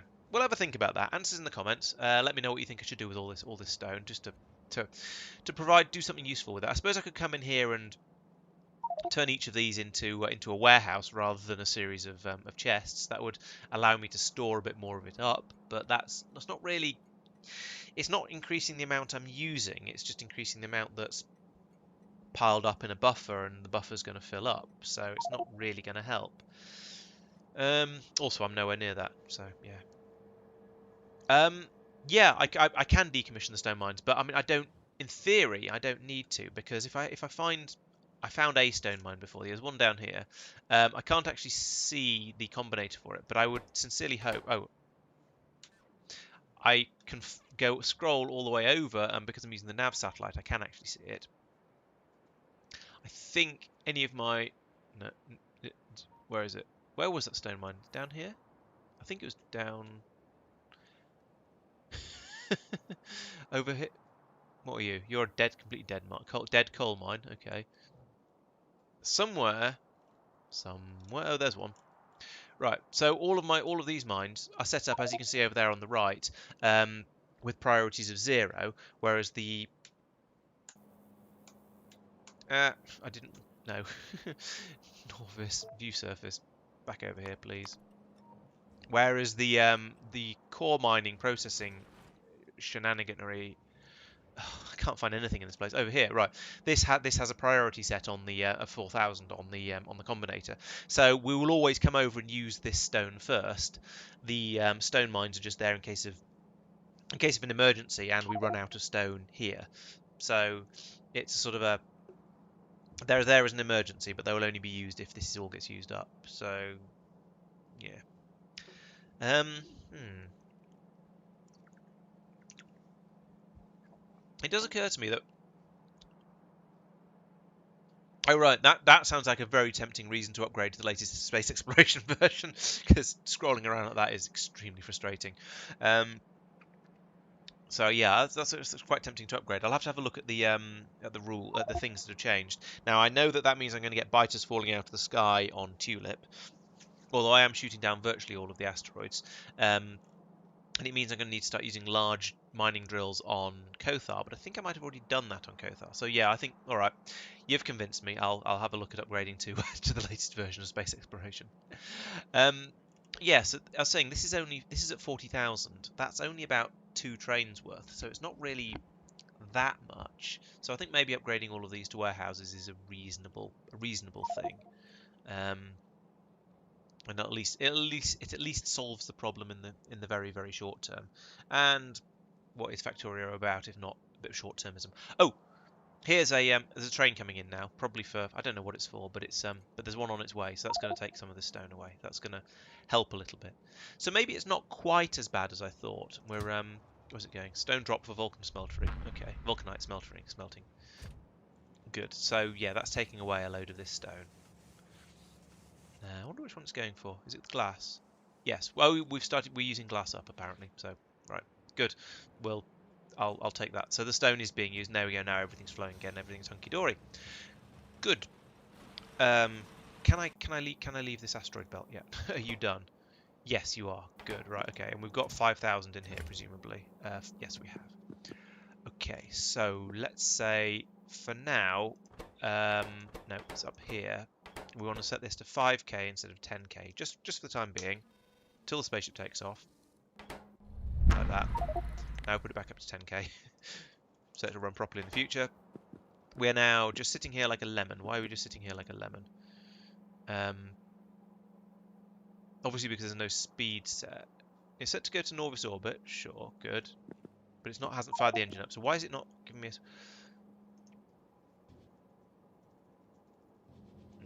There we go. Just set those arbitrarily. Hopefully it'll remember those numbers. I don't know, but because yeah, we're sending the 50k speeds on both of these, so I don't know why it didn't keep it. But never mind. We'll let the ship fly until it goes. Yeah, I could start making. I could start doing a lot more research. That's probably a good way to put a bit of a sink on on the system. Reusability, I don't care about too much. Survivability is more interesting, actually. Let's do all right. Let's do a survivability research. Get that running. And cargo safety as well. And I don't know. I don't know if there's any other research I'm particularly interested in at the moment. I do want this one, but I can't get it yet. I mean, actually, I say I want this one. I want it because it's there. I don't think I've actually hit the limit of my spaceships anymore. Since I've got up to structural integrity 6, I think there's plenty of oomph. My spaceships can be plenty big enough for what I need at the moment. So I think we're all right there. I could make my explosives stronger. I'm not sure there's any point. I don't really use explosives except on very rare occasions. Oh, mining productivity. No, that needs Bio 4. So I've got that one. I can't do it until I've got Bio 4. Yeah, I don't think there's anything else I really care about in there. Let's put that down because I noticed I was running out of electricity.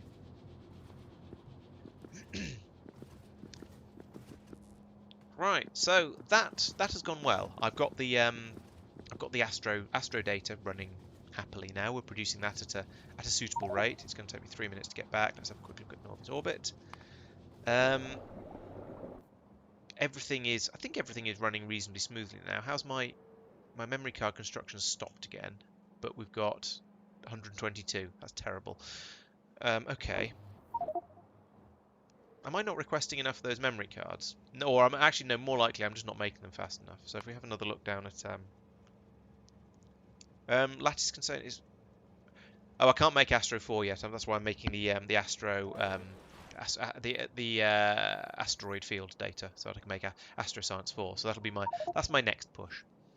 So up here we are making... yeah, I think we're waiting and we are loading in these data card substrates as fast as we can. Those seem to be the main thing that I'm carrying up at the moment. I decided it was much better to make them down here than up in orbit because then I can use the productivity modules in here and just get the extra 32% out of them, out of all the resources I'm putting in. And as we said, we're getting through crazy amounts of glass and crazy amounts of iron just building all of those up. So this is a good thing. Why is this jammed up? Why do I appear to have... Oh, right, it's because this is a single blue belt, a single yellow belt going all the way down here and not merging properly. Okay, let's fix that. So at least let's fix this so I can at least use both sides of it. So I'll get rid of that. There we go, that'll work for now. Then I want to do this and put in a yellow splitter there. Like that. That's going to make it worse for now, but eventually the bots will come over and make it better. Come on, bots, make it better. Yeah. So it shows how much my construction of these sort of things has expanded. In that this was absolutely fine when I originally started it going, and now it's not remotely. And we just need to but I need to just need to use both sides of the belt for now, and that will hopefully be enough. Here it comes, and boom, there we go. Now it can drain out nicely.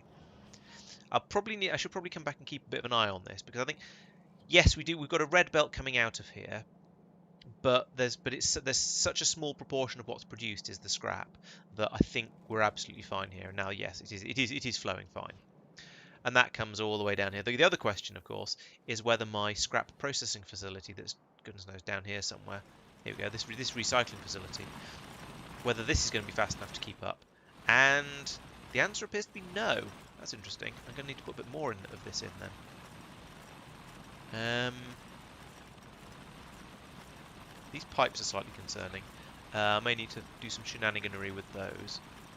But let's just put in a load more of this for now. Like that.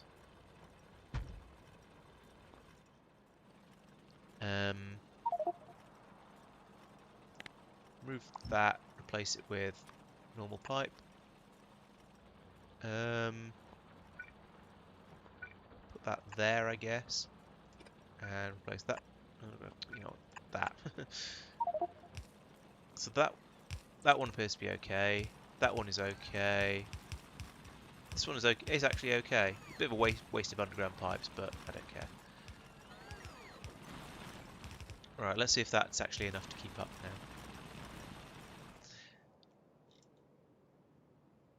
Yeah, I mean, this is... I suppose it was technically keeping up. This belt does... Well, actually, I say it's technically enough to keep up.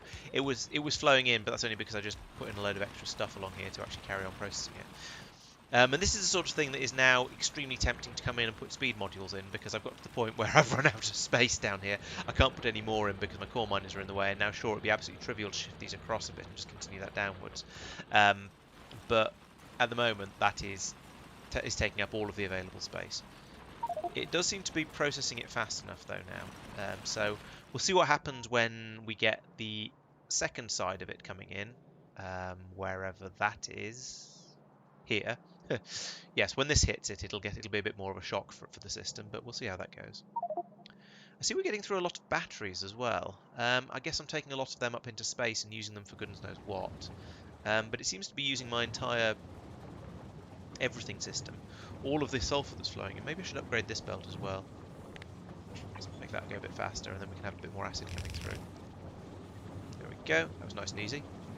So that should make the batteries a bit quicker. I don't know where all these batteries are going, because I don't think I'm making them into anything at the moment. But, oh, maybe I'm making them into solar panels or something like that. Or no, let's see if we can find out where they are going. I'm curious now. I've thought of it and I want to know.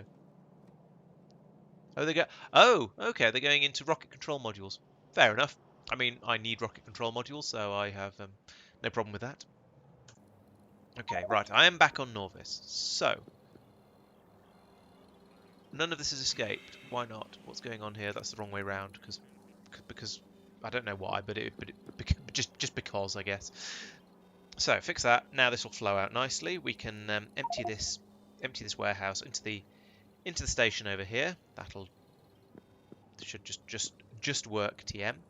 And we started loading this up as well. So we've got the 10 probe rockets, but we're now waiting for another 8 of those the actual probes themselves. And again, it's a shortage of well, it's not a shortage of rocket fuel. It's a shortage of memory cards, which we already know about. Okay, so that is a thing that we're going to work through. We're going to build up enough of a buffer of all of these things, and then I think it's going to stop being a problem. I may need to do some sort of boost to the memory card production, but I don't expect to. I think we'll get to a sort of a happy sort of equilibrium point.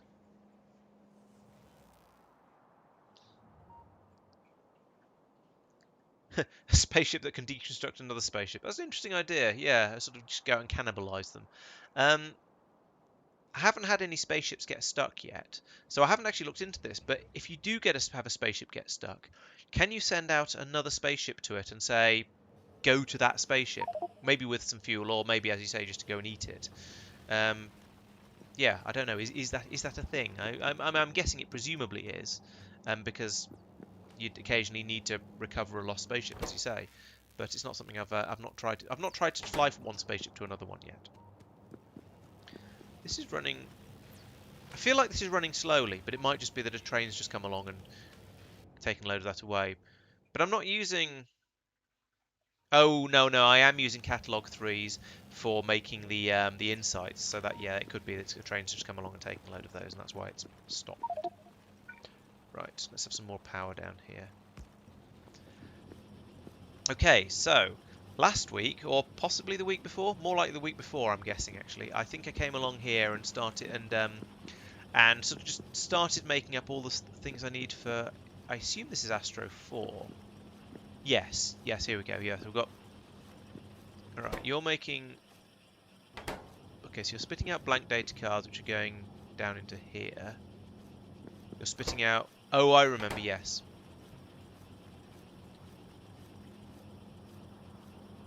Oh, right. Okay, it's clearly something I'm going to have a play with, I guess, at some point, and just try and work out how it works. Launch a rocket to a spaceship. That's potentially useful. I don't know. So how do you, if you can board it in person, how do you get your automated? How do you get your spaceship to that spaceship? Can you dock to the same? Can you tell it to dock to the same? Oh, I suppose you could tell a spaceship manually to go to a specific place. Can you? Because it could go and.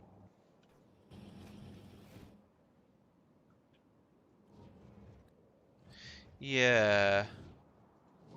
Yeah, I'm not sure I can see this being useful without a lot of sort of planning ahead.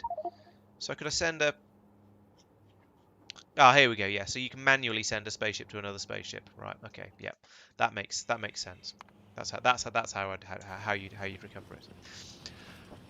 Okie dokie. So we are making what is this? This is dark energy data, and this is 0 point energy data, and okay, sometimes negative pressure data. Okay. So that seems to be sensible. Where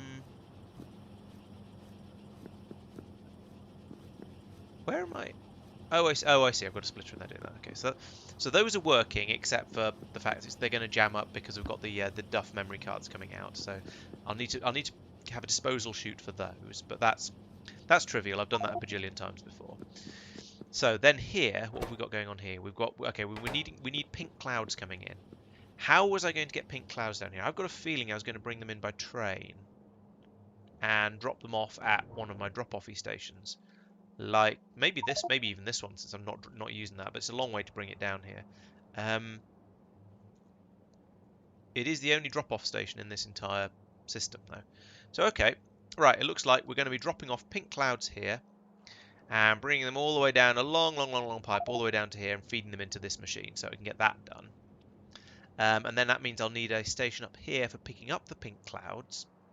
Pink clouds, pink clouds, pink clouds. I don't think I've done. No, I haven't done that. They're just coming along here. But it'll be easy enough to squeeze in another station opposite here to do that. Okay, that's surprisingly manageable. And then the fourth one, we need a. Oh, actually, no, we're going to need to drop off. We're going to need to drop off 2 things here and there's only room for 1 more thing on this station. So I think actually I'll take it back. I won't put the pink clouds on this one. I'll put in another drop-off station that will bring in pink clouds and the astro data from here. Then we can combine all of that with a big hammer, I mean supercomputer, into the data 4 and then ship it out. So that'll be that should be reasonably straightforward. Okay, so we need a copy of this station, but without that light, and to be honest, without any of this stuff down on the other side, we don't need any of this. Because I'm only dropping 2 things off at this station. For now, well, I say for now, we're probably never going to use this station. We're never going to use this area again because I'll have got all 4 tiers of this science pack done. So yeah, it'll be fairly doesn't matter at all. I'll need to get rid of this as well because that's where the tanks are going to go. So we'll get for that bit. There we go. That'll be my blueprint. So down here, put that in. I suppose I'll keep things in line just to keep it tidy. That can go there. I didn't do the tiles. Bloody hell. Ah. Goodness sake. There we go. Close enough, right?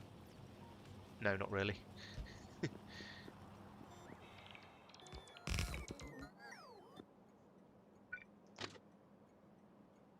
There we go, do that. Get rid of this bit down here because, as usual, the turny-roundy place is not far enough down. And we're going to need another pickup station as well, like this one. So let's put that in as well while I'm faffing around with these things. Do have the tiles this time. We'll put that in. Yeah, sure, here will do. Then we can bring this down no.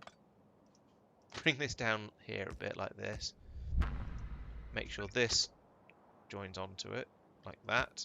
And then we can turn around and join back onto there. It's nice and easy. There.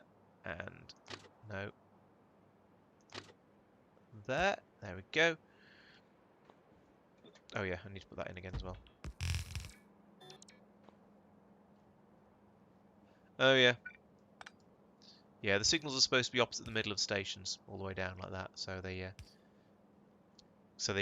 keep the train separate without causing the invalid problems that you saw there. Thank you. Okay, so and over here we're going to be dropping off the pink clouds here, so we're going to need another pump in like that and a couple of tanks. Like so, and we need to wire all of that back up together again because I broke it when I swapped it for tanks. There we go. And then we reprogram this. We don't want any of these things.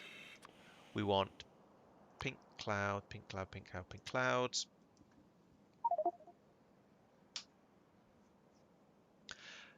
Okay, Unique. Thanks for joining. I'll be here again same time next week, and of course there'll be another stream on Thursday when we'll be playing. What we'll be playing then? Factorio Space Exploration. No, not Space Exploration. That's this one. Industrial Revolution. The other one. That's me and a group of my friends playing that together and trying to sort of struggle our way through it, should we say? How many? I don't know how many of those cards I need to summon. Let's go for -1,000 for now and see how it goes. And we want to unload those cards. Like that. And this is going to be pink cloud. Yeah, pink clouds, that's already programmed. Right, and now I can link that up with the cable like so, and the game will go, I don't have any of that stuff. No, it won't actually. It'll be okay with the bringing in these data cards, but it won't be able to bring in the pink clouds because I haven't put in a pickup station for those yet. Okay. Gonna need a little bit more of this over here. Bring that over, and we'll be bringing a pipe over as well, so I'll put in another piece there and a little bit more width down here. Actually, I probably don't need that. Where am I?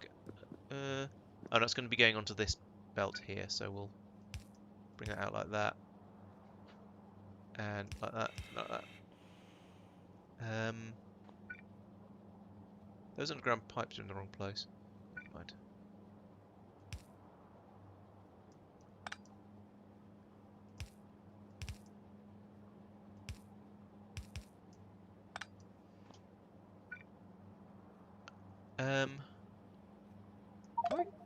Oh no. On the right, so we do that and that. That's right, isn't it? Yes.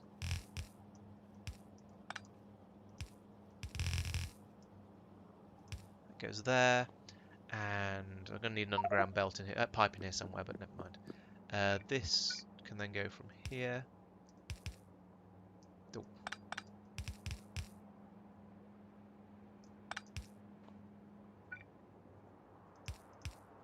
Squeeze that in there, and guess that and that, and then we put in some of these lovely long ones, like too long.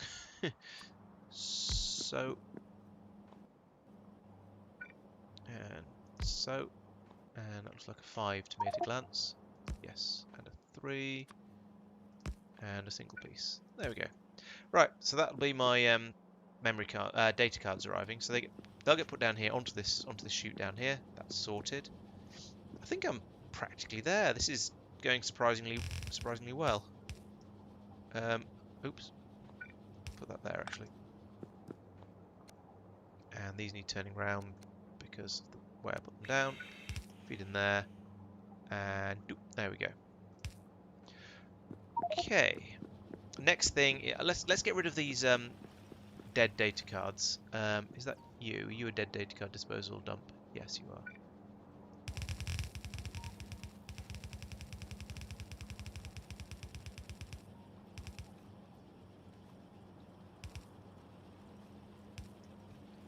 Okay, so from here we need to come across like... Oh, that's actual full-on scrap, not dead data cards. Don't want that. Oh, no, don't do that. That? Yeah, that works.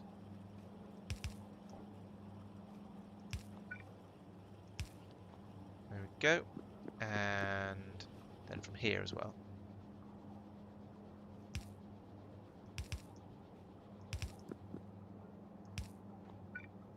I feel like I haven't got the numbers quite right there, but again, with this being the last part of the science, I don't really care. It's good enough. Oh, that should have been a bit further across, but it couldn't be because of the pipe. Okay, that's fine. I'm reasonably happy with that.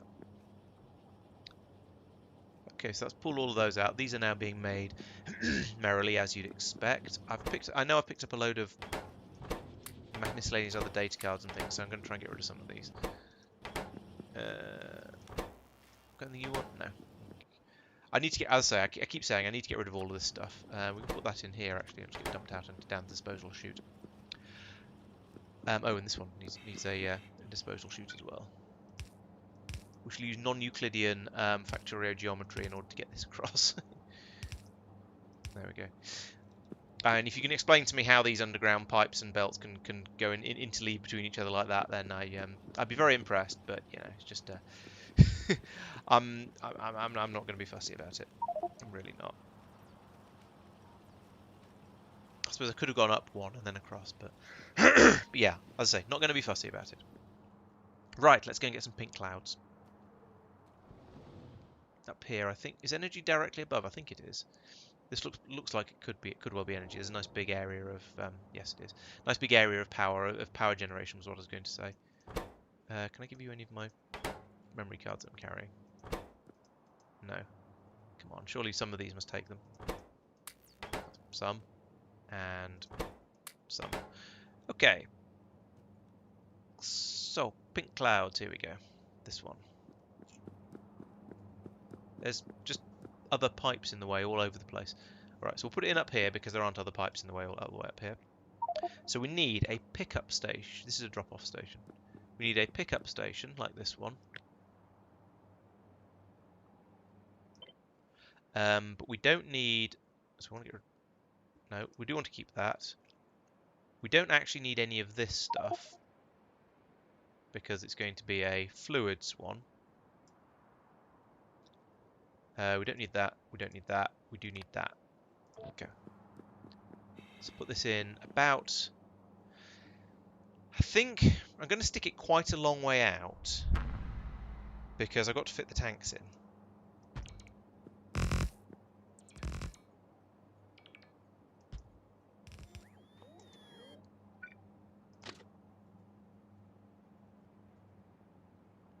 So that goes there, and fine.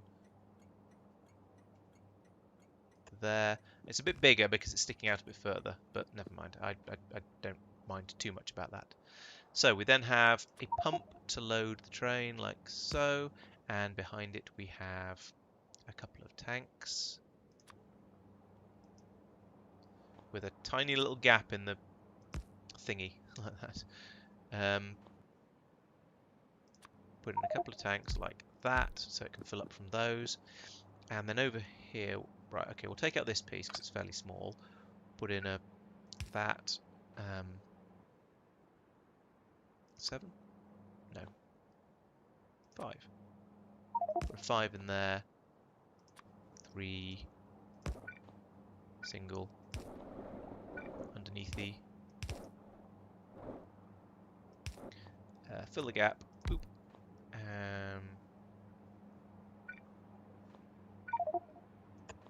Make some more 3s because I just used the last one.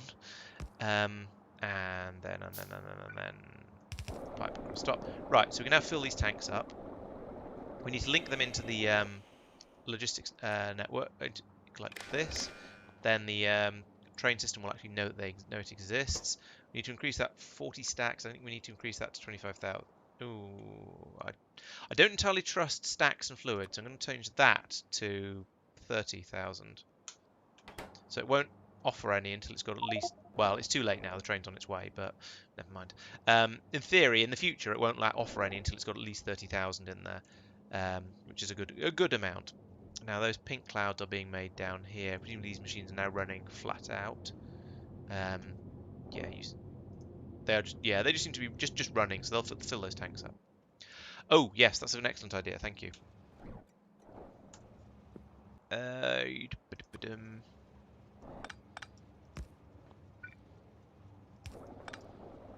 we go, yeah, so that'll stop it flowing back in, so I mean, in theory it shouldn't matter, because the pink cloud system should always be full. But in practice, yes, we want the station to always be full and make sure it's not sort of just accidentally feeding it back into the rest of the system, because that would be unfortunate.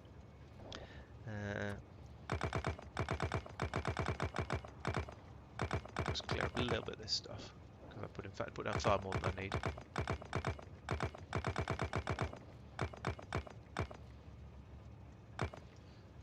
But let's not clear up too much, because I'll probably make a mess of it and it'll all go wrong. Right, I assume you're going to... Okay, you're going to Hogan Long. Great. I don't know where that is, but I assume it's this one down here.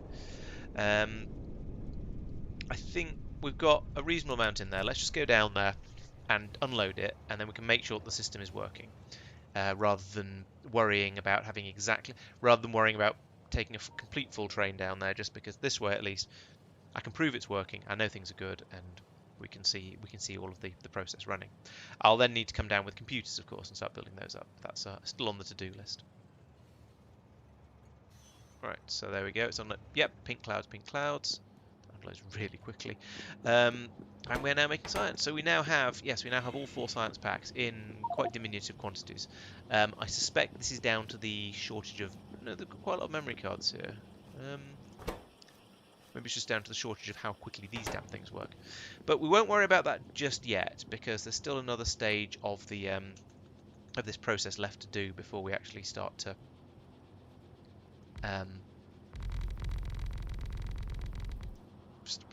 know where all the actual bottlenecks are. So this is a tier 4. That means I need 8 supercomputers essentially, or 4 tier 2 supercomputers. Now I've been sticking with the tier 1 computers because they don't use any weird extra exotic materials. But I'm not sure if I'm sticking with any of the supercomputers at the moment. I don't know. I can't remember if I'm still building them. I think I might have ripped up everything that was doing them.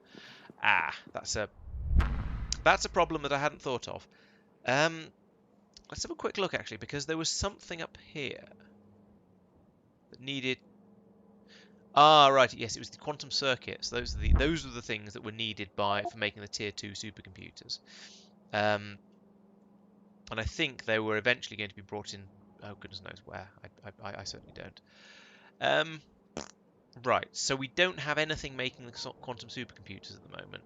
Sorry, the normal supercomputers at the moment, because I ripped it up because they were in the way here, and I was planning to redesign this whole area, and I've sort of haven't. I got distracted by other things that were potentially more interesting. So I guess what I'm going to have to do is set up a machine, start making them again. That's a little bit annoying, but only a little bit. It's not going to be, hopefully not going to be too bad. Let's put that in there because it'll just fit. No, it won't. It won't just fit. That's what red means, Laurence. Learn to colours. All right, we'll have a bit more of that, and then we'll have one of these in down here, and I guess another one of these in over here, just to keep everything running. Right, I want you to make computers, super duper duper duper duper duper duper computers. I would expect them to be in here. Maybe they're in science? No? They won't be in intermediate. They must be in production, surely, and I'm just being blind. Yes, here we go. Here they are. I can make tier 3 ones as well now. That requires bioelectric data and advanced neural gel, though, so that's not going to be much fun. Right, we'll just stick with the tier 1s for now. I probably can summon all of that stuff from into one of these. And out to one of these.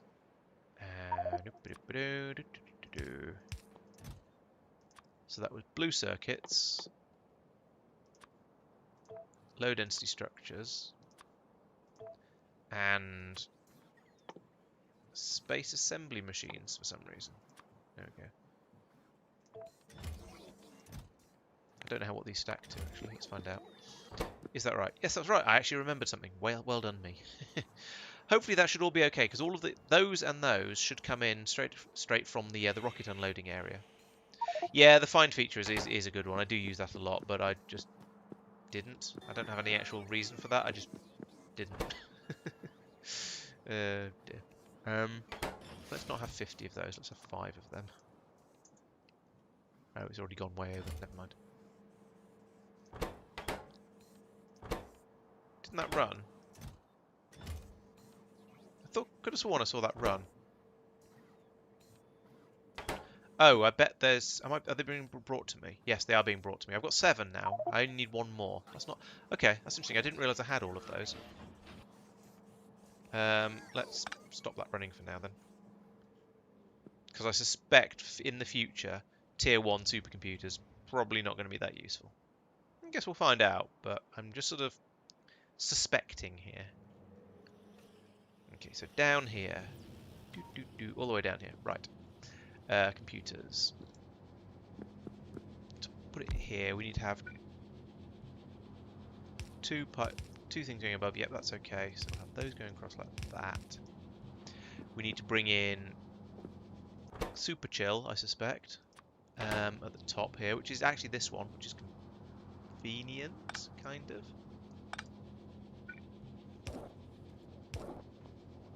Kind of convenient. Yeah, that'll work. No, it won't. There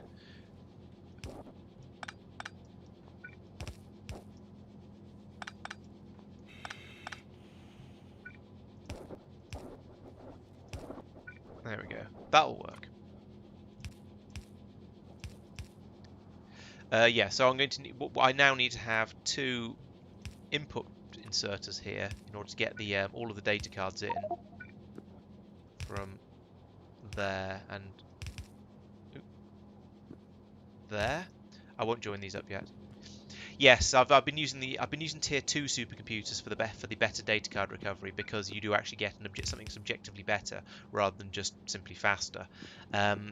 That's the only place I've bothered using them so far, though, because everything else you can be just as effective by having more of the cheap supercomputers. And so I feel like I might as well. This comes back to the discussion we were having earlier about whether it's better to have a small number of really fast machines or a larger number of slower machines. And in this case, because the machines are so expensive to make, or the higher tier machines are so expensive to make, I've gone for the cheap way. 1, 2, 3, 4, 5, 6, 7. Damn it. 8 supercomputers. Ha ha ha. And oh yeah, I forgot to change the recipe partway through. This should actually just go straight along here as a belt now. We don't need the those pipes. Sorry. There we go. Link.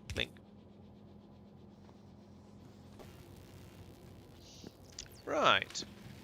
So we are now producing with mustard.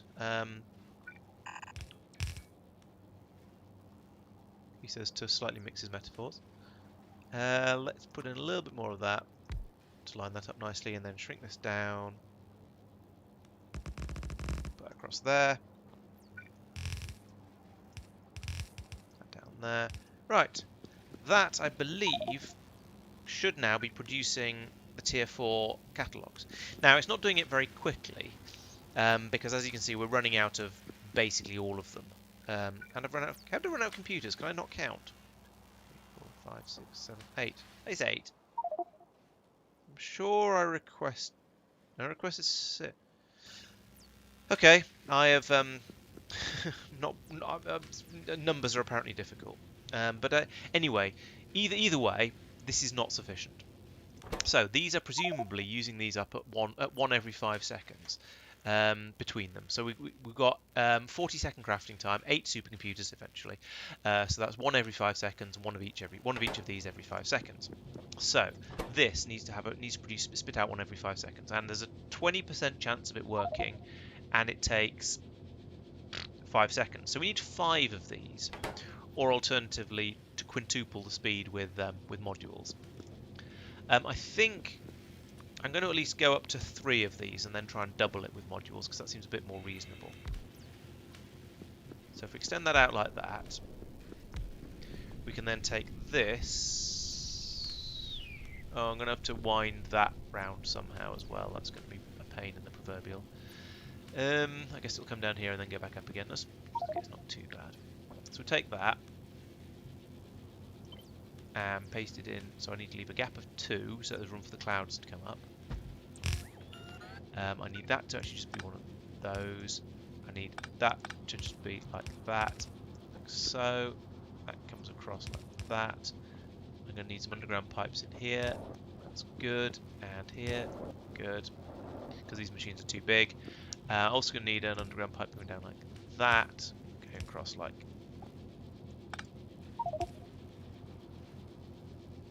that.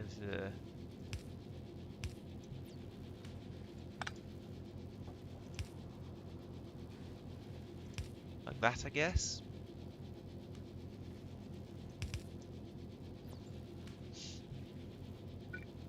Boom, boom, boom, boom, boom.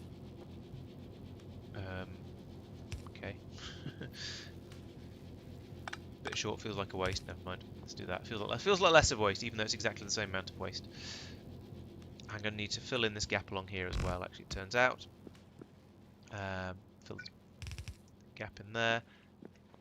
And now, if I copy, now I've made everything I need. I can just take a copy of that and put it in there.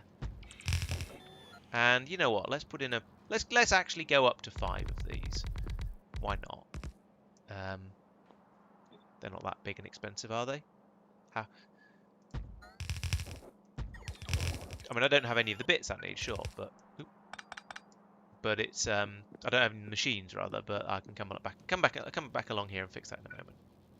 Okay, so we'll put in another one of these here, so we've got power for that. So that is that fixed. That is now going to be fast enough once I come back with all of the particle colliders I need.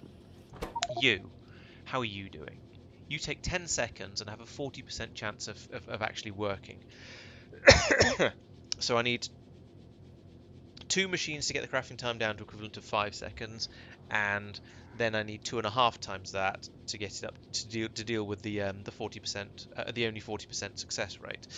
So that's double, and times 2.5 is 5. So again, it's 5 machines. Okay, that's at least is kind of consistent, I suppose.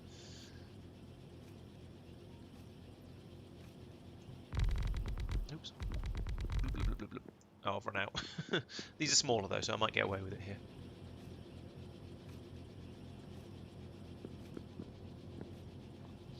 Actually, just a thought. Particle colliders, aren't they horrendously power hungry? No, it's the particle accelerators. The colliders aren't too bad. They're only 10 megawatts. Only. How are we doing for power? About half. Okay, I might need to come through and put in some efficiency modules at some point. Okay, so we take a copy of this. Put it here. Here, in fact, because there's different fluids, and therefore I don't want to get messed up. And then we go, well, how far will that reach across? Will it reach to... Don't need that, don't need that, don't need that. Will it reach to here? It will reach to here. Nice. So we'll do that. Then the belt can just come straight through, like that. And this one, again, the belt comes straight through like that. And we do that as well. Now I can say I want to take a copy of that. I missed a belt. I can say, okay, I want to take a copy of that. And go 3, 4, 5. Job done. These things. Right, so these are running, what speed? These take 30 seconds. Jeez. Okay, this is going to be a massive bottleneck in the system. I've got some more. I've got another 4 of them, so I can bring it up to 5. So let's see. If they take 30 seconds each and have a 75% chance, that means there's a it takes 40 seconds per to 40 seconds to make one thing. So I need to have 8 of these. That's, again, the maths is easy. The actually having 8 of them and having enough scaffolding to build it all, not so easy. Let's go and get some more of that. So actually, before I fly over there, let's I don't want to have this many coolers in my inventory. I don't want to have spaceship rocket tanks being brought to me all the time. I am going to want 8 of these. And I am going to want several of these. Let's say 5. I can't remember exactly how many I want. I think it might have been 4. But never mind. The rest of it looks reasonably acceptable. Whoop, let's not overshoot too much. And let's grab some more of these as well.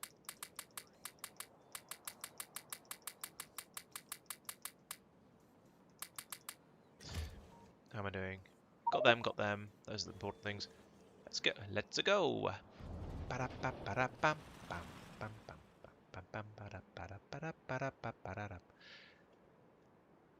All the way down here again.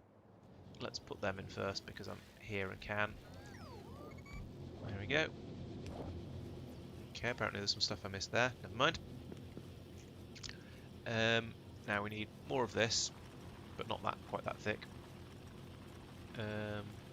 Yeah, about that thick.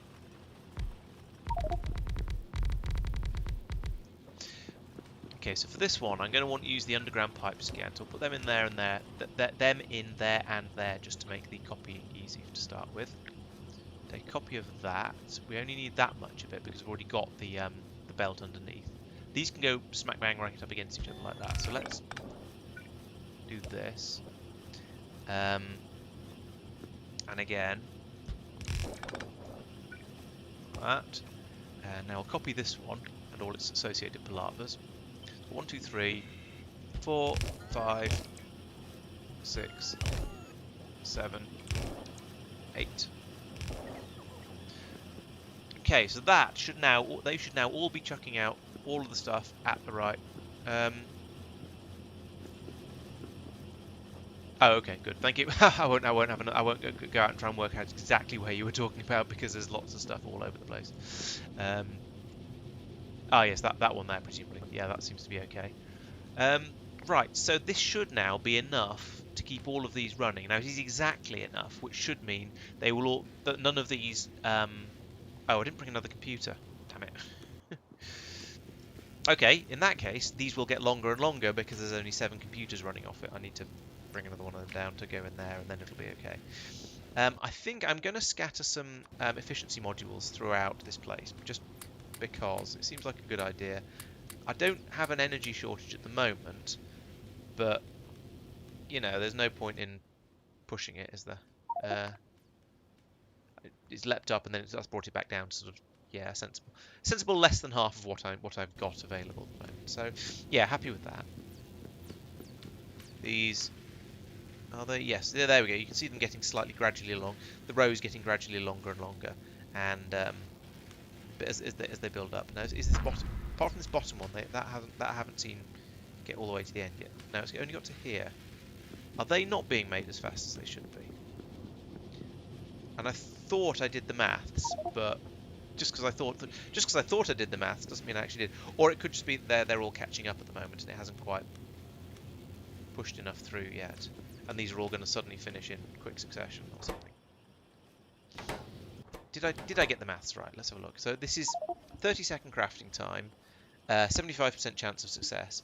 So I think, yeah, that does mean a 40-second crafting time on average. And And that's the same as these, so I should need the same number of these as I do of these in order for it to balance.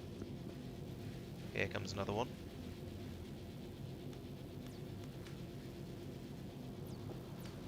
It made it further this time, so yeah, I reckon that probably is okay. Probably. Let's go and grab them off these ones off the end of the belt here and see how far around they get. I said let's grab those cards and see how far around they get. So we'll put them in here, and then it'll get dumped back onto the thing, and we'll see where they get to as they come round. There's probably just about enough of them, I think. Now that sounds really certain, doesn't it? Just about enough that it'll satisfy all of these machines and just about get to the end. Yeah, there we go. So there's, yeah, I think that's going to be okay. Let's go and get the other computer that's missing. And then it's going to be a case of go over and actually get them being made into science packs, because having the cards, all very well, but if you haven't got machines making them into the actual science packs, then you're never going to get anywhere. I'm going to need to take over I've got a couple of manufactories. Okay, that's all right. I should be all right to get me building that. There we go. Yeah, so this train set here at the end is probably never going to get any longer than it is right now. But never mind, I guess. Doesn't really matter. Anyone can see. I've got some random stuff in my some random blue data cards in my inventory that I just want to get rid of. There we go. I think that's all of them. Right. Let's go and have a look at. Am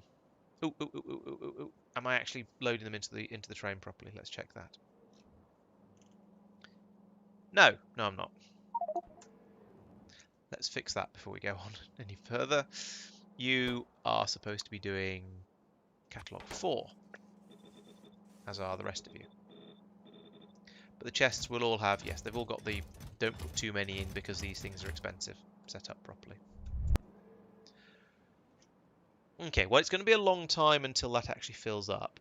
But then I think it's also going to be a long time once it delivers before it needs any more. So we're probably going to be all right. So let's have a look at this. What do we need to do up here? And what horrendous shenaniganery are we going to need to deal with? Okay, so we need aeroframe bulkheads as the extra thing here, and then it's all of the obvious normal things. I didn't pipe in the coolant. That's a bit lazy of me. Let's finish that off as well. That's not very helpful either. So the machine is actually quite a bit bigger than it looks like it is, or quite a bit more sticky outy or something. Right, so we can bring that up here. And then, you know what, let's just pipe it straight. Just do that. Easy. Bring that across there. We're going to need some more of this.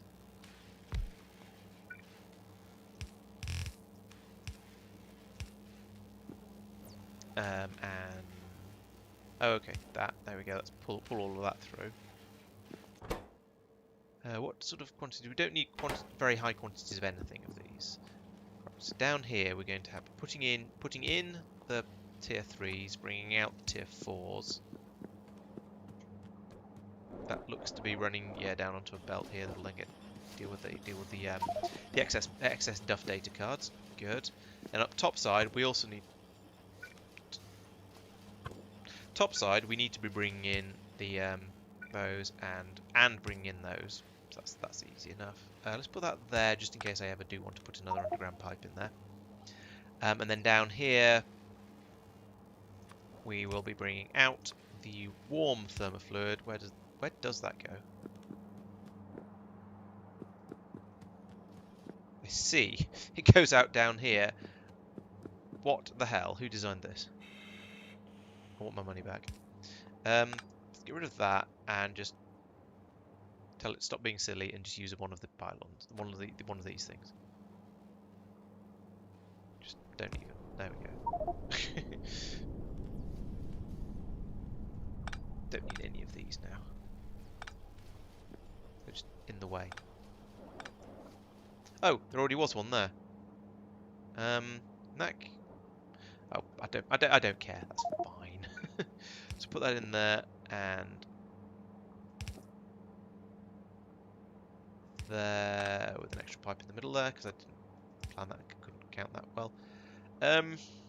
Oh, for goodness sake, this is just getting more and more spaghetti-y because I can't put it in here because I need that disposal chute there. I can't put it. So this is how to have to come up here. I guess what we'll do is we'll take that out, put that there and that there, and then that there and that there, and then it'll all work happily. Right. Okay, so that's the fluid nonsense done. So we've got that one, that one, that one. We have the catalogues are on their way and should just come along this belt here and be fed in here without any other muss or shenanigan or whatever needed. Right, let's have a look at that bulkhead. What does that need? So that's low density structures, aeroframes, scaffolds, and beryllium plates. We've got the beryllium plates here already. We've got the scaffolds here, and I think we've got the low density structures are supposed to be being brought in here, but aren't yet because I just haven't needed them yet. Okay, that's not so bad. If I put that there and feed in this belt here, and then put that one there and there, and oh, is there? I'll check that in a second. I'm just going to get this belt up and belting first. This is going to bite me in the proverbial when I want any more. Actually, it's not going to be too bad. I'll just squeeze one of these in somehow. Maybe. Yeah.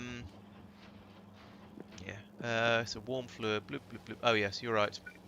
Thank you.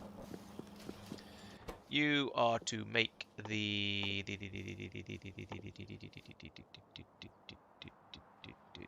those, but green. That one.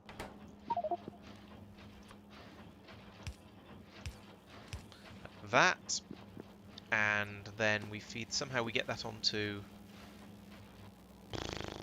It needs to go onto one side of this. So these are going to be going on the top side because they're going to come around.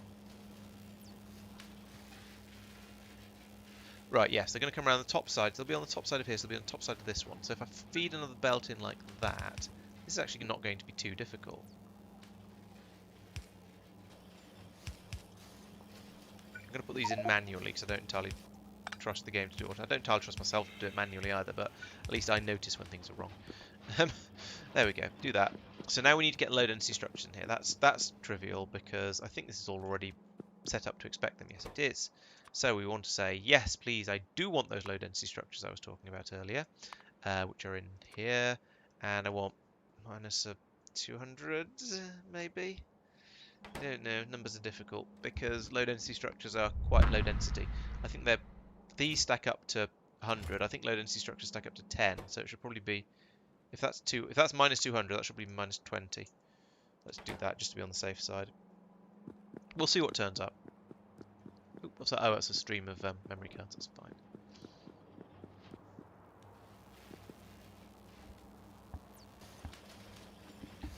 Right. I think that is probably done. We've got the disposal chute here to take them all away. I'm going to need to program the stuff at the other end. Oh, hang on. Oh no, we've got a. Yes, they're going to come down here. I think. Yes, this side of the belt. Scooped out all of the duff memory cards there, so they'll go down this belt on the other side of it. Now I just need to program up the splitters and things over here to put them in the right place. Not the splitters. Yeah, the splitters, if I haven't already done so. So they'll be coming in on the other side along here. That means they'll go into this bottom one. They'll be put into this box by this inserter, which is configured correctly. And then they'll hopefully be dumped back down here by this one, which is also configured correctly. I've actually done that. Wow, that's amazing. I programmed something properly.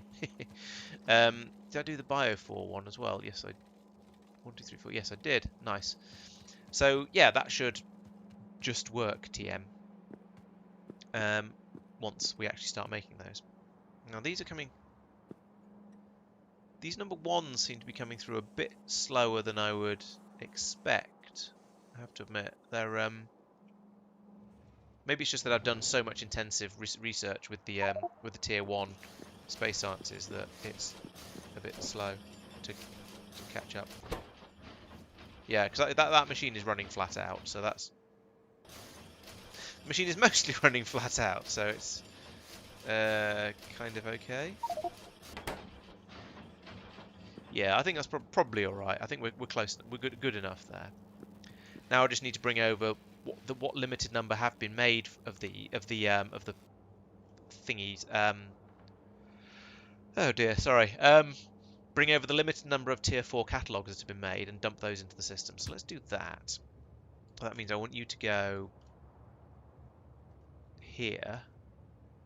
I'm going to turn on station names before I send it to completely the wrong place. Now, I didn't name the one down here, but it's Falcon Dark Star is close enough. So we'll go to Falcon Dark Star until an activity of, yeah, sure, 5 seconds. It probably will never actually leave there because maybe they'll come in quickly enough. Maybe they won't, I don't know. Then we'll come over to here for Astro Stuff drop and until empty.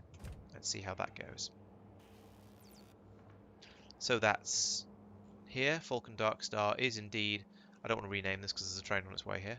There it is. Probably. Looks promising. Do do do do do do do do. There we go. It'll pick up what's available, which is going to be 2, 3, 4, 5. Oh no. Maybe there'll be a 5-second gap between them. Maybe there won't. We shall see. But let's rename this to Astro Catalog 4 pickup. There we go. That was 5 seconds. And this can be Astro Parts drop off 2, I guess. Astro Stuff drop 2. Astro Supplies drop 2. Now we follow that train. It's going to head all the way over here. I wonder if I should put radars down the middle of my line here so I can watch the trains as they go up and down. I don't think there's any point because I can see. Oh, yes, it is up here because I can see them on the map view. So I think that's probably sufficient. Loop around all the way up to the top and then back down again. Ah, we're unloading some beryllium as well.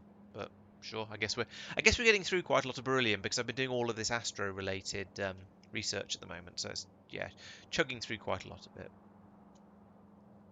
And there's like 1,600 beryllium sticks in there to be unloaded here, which is going to take a little while. I hope there's room for all of that and I haven't messed up. It says minus 200 on there, so yeah, I'm sure there must be. Because one of these chests is about the same size as this wagon. Oh yeah, that looks promising. There's 7 stacks left, and there's room for a lot more than 7 stacks in there.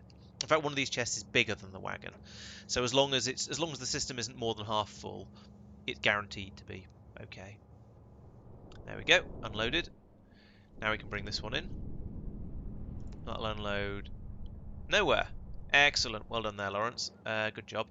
It's presumably these bottom. Yes, it is. These ones at the bottom here. I'm in map mode, not navsat mode, so I can't actually fix that. There we go. Let's do it again, but properly.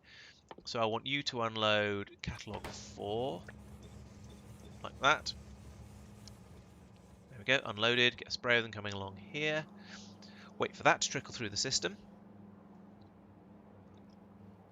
Complete belt of it coming along here. At some point, I may actually get this configured to run off. Now that I've got everything up to tier 4, I could set these up to use the 4th version of this. But at the moment, I don't have very many of these catalogs, so I'm not going to. But in the future, I might. But I will need to then work out how to get rid of all of the memory cards, which I seem to have done here, so that's all right. Yeah, so we'll see how that goes. And here we go. We are making the tier 4 packs, and they are coming out. Great. Now, of course, making tier 4 packs means that you need to make tier 3 packs for that, and to make tier 3 packs you need to make tier 2 packs, and to make tier 2 packs you need to make tier 1 packs, so I'm just putting a massive load on the entire system now. But, you know, it's good to give it a little bit of a stress test. How much of the power are we using now? Still not too much over here. Good. And what I would quite like to do is maybe find a Oh, is that an applause or a facepalm? I'm going to choose to believe that's an applause because I don't think I've done anything worthy of a facepalm.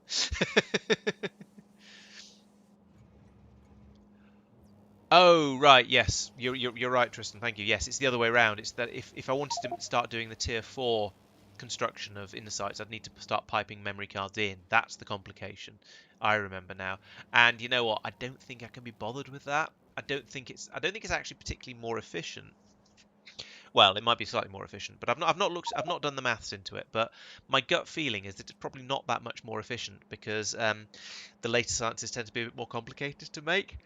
So using up later catalogues is probably more expensive than using up earlier catalogues. And yes, you get more insights out, but I don't know. I'd be interested to see the maths, but I'm not going to do it right now.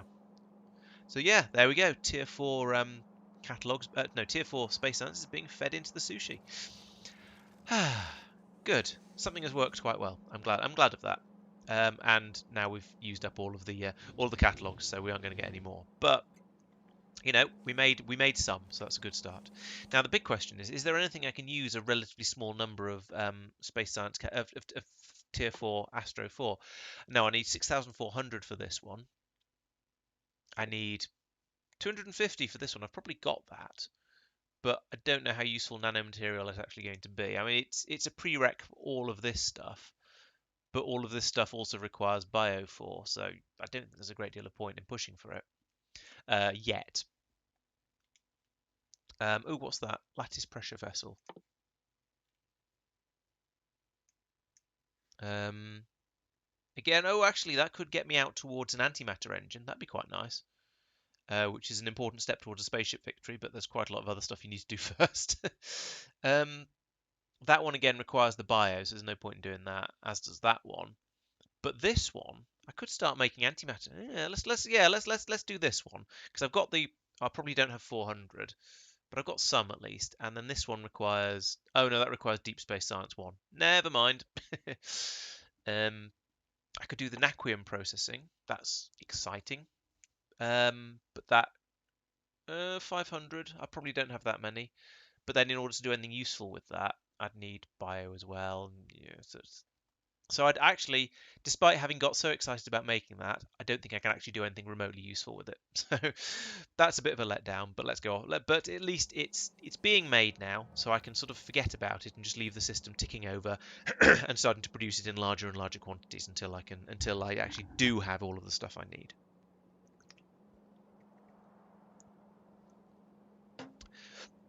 So yes, that's good. It's now 20 past 10, so it's an odd time to start anything new, but there is quite a lot of stuff left on my to-do list. So the next thing is to make up bioscience 4, and this is going to be interesting. Most of it isn't too bad, I think. We've got the we've got we've already got the green samples and the blue samples, so we'll be able to make this one fairly easily, I think. We've got I think we've got those and those.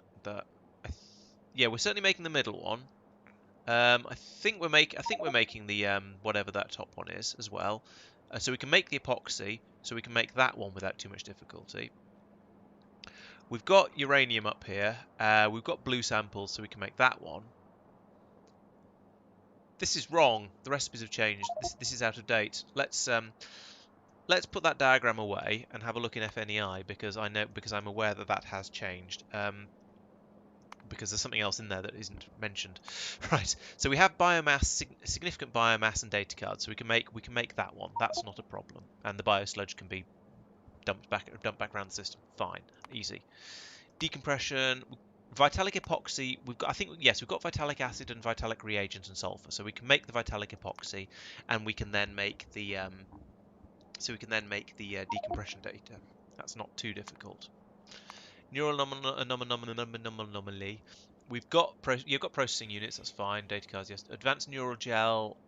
I don't remember. Are we making advanced neural gel? Certainly making neural gel, but I don't know if we're advancing it. No, so we've got the. This is neural gel. Yes, but we're not making the advanced version of it. Okay, so we're going to need to make that. What's that like to make? Come on, give me a proper recipe for it.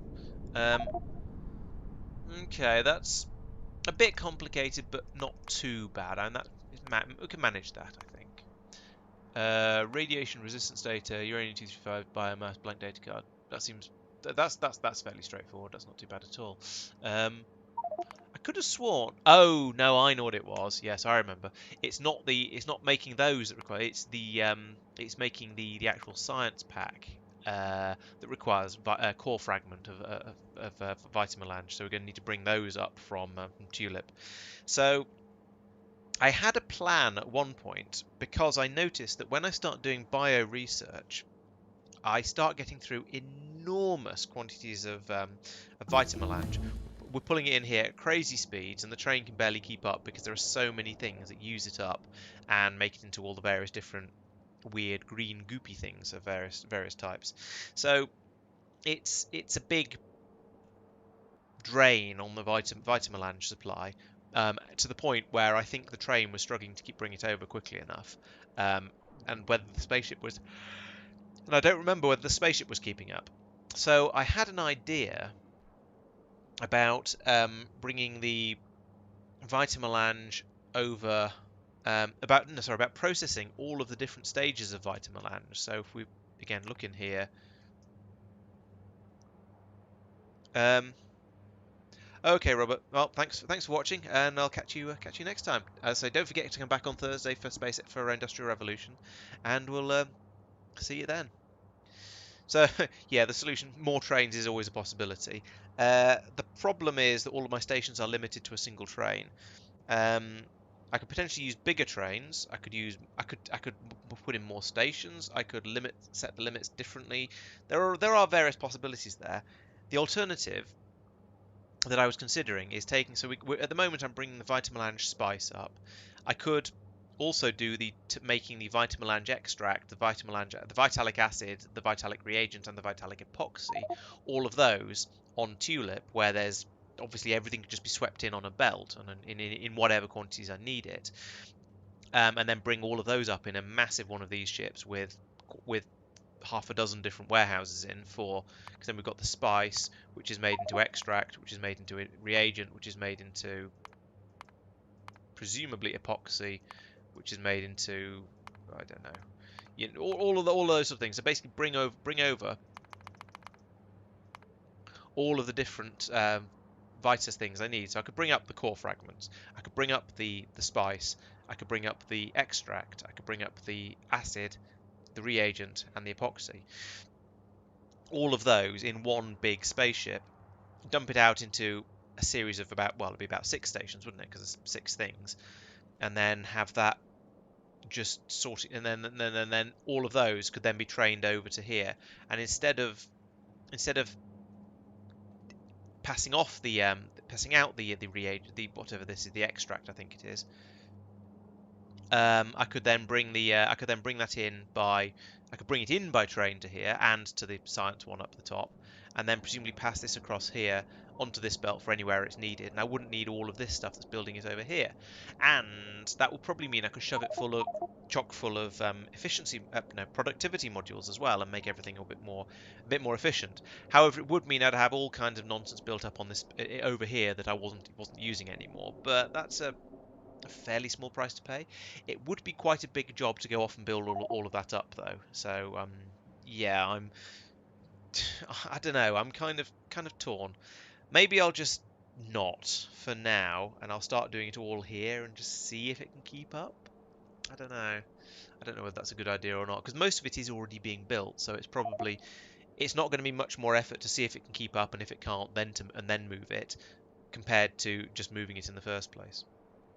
And yes, these are my fleet of cargo starships. So I've got this one, for example, is one that flies off to Tulip, my Vitamelange planet, picks up a warehouse full of the Vitamelange, brings it back here, dumps it out onto this belt. We've got the combinators and in here, or to tell it, basically set up all the programming to tell it where to go. We've got solar panels here to power the ion engine, because ion engines use lots of power, and then rocket fuel tanks to help it lift off from the planet, and an ion stream tank to power the ion engine. This is one of the more simple ships. I've got this one here goes back and forth to Myokin, so it picks up no, it picks up vulcanite. It also picks up a bit of stone, but it takes water with it the other way because on Myokin there is a serious shortage of water. There isn't any water, in fact. So it's here at the moment, just refueling in my in the space station, and then it will fly off back to Myokin to unload the water, reload some a vulcanite, and then it will fly over to Norvis to unload the vulcanite there where it's needed. Because that's a more complicated route, there's a lot more combinators in here to make it do all the things it needs.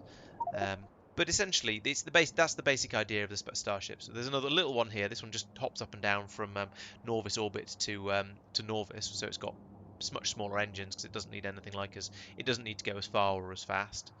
And then the most impressive ones. Let's see if there's one on Myokin at the moment. Oh, there is, but it's broken. Let's see if there's one on Kothar because it might not be broken, and it looks better if it's not broken. Is these spaceships, which load up with core fragments and stone on the remote planets. Then the trains go onto the spaceship. The spaceship takes off, takes the trains with it back to Norvis, where they then unload by shooting off and then getting back onto it, and then getting another pair of trains onto the spaceship, and then flying off. Yeah, I mean my stuff all ends up in spaghetti as well. Actually, this bit isn't too bad. This is fairly carefully planned and was easy enough to drop down as a single module. But if I go back over here, well, I mean, there's definitely some spaghetti going on here with all of these belts and pipes and things all tangled up together. So yeah, don't feel bad about a bit of spaghetti. You have to embrace the spaghetti because Factorio always goes spaghetti, no matter how carefully you plan it up in advance. It's always you're always going to go, oh, actually, I need to cram a little bit more in there, and that's where the spaghetti comes in. So, yeah. But so are you playing space exploration as well, or are you on vanilla or a different mod pack or anything like that? Exactly. Yeah. Nothing, if it looks awful but works, it still works, and it ain't that bad because it works. That's the most important thing. How are you doing? You've run out. Why? Oh. Why are you sad? Because you've got all the rocket fuel you can eat. Oh, bloody memory cards still. Okay. How are these guys getting on? You've only got 6. Okay, there is a massive memory card shortage, and that means when we do get memory cards in, they're all just getting eaten up by this first machine, just getting the solar data before we get this one as well. Oh yeah, some of the quality of life mods are very important. Like I don't like playing without long reach anymore because it's just so bloody awkward. It's just annoying having to run right up to every machine you want to do something to. Right, let's try and find out what's going on down here. How full are you? You're not. What? That's just gone and it's already approximately bugger all. What? Why? What? Words. Good streaming there, Laurence. Well done. Why are we so short of memory cards? I mean, okay, we're making them into. Okay, I guess they're all being made into them. The substrates are being made into the memory cards. I guess that's probably all right. We've got like 12,000 in here. Okay, all right. So we are. It's the space. Let me go through that again with using actual coherent English, shall I? So I noticed that while I was trying to make the probes to go off to get the asteroid field data and the solar field data, they'd completely run out of memory cards, so they weren't making them, and they require about 1,000 for each one, so they're kind of expensive in memory cards. So I thought, oh no, the spaceship hasn't brought up any substrates for ages. So I've gone back, found the substrates, found the spaceship isn't there, but it has been.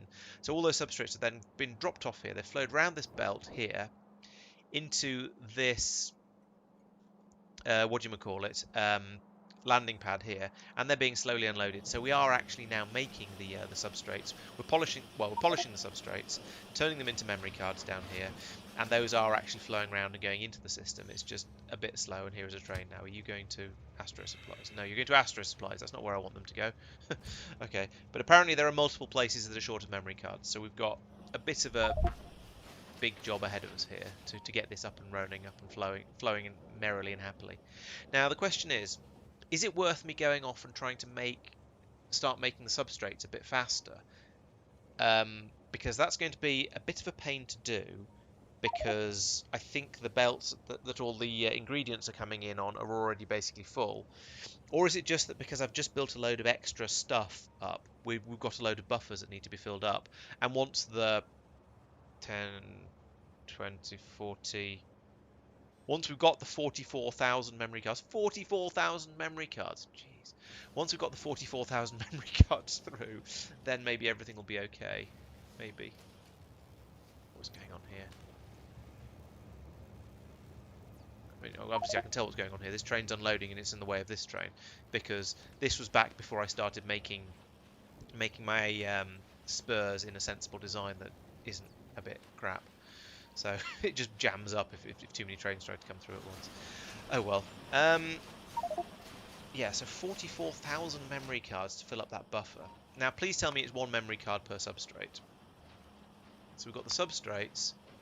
One data substrate is turned into one polished substrate. 4 substrates turned into one data card. Okay, so we need 160,000 substrates to be brought up here to give me enough memory cards.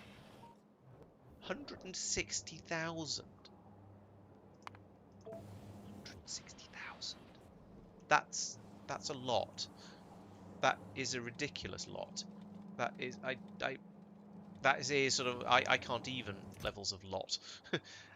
What? That's 160. We've got 1, 2. That's 3,000. When we fill this spaceship up completely, it's actually this spaceship filled up. No, spaceship filled up completely is 50,000.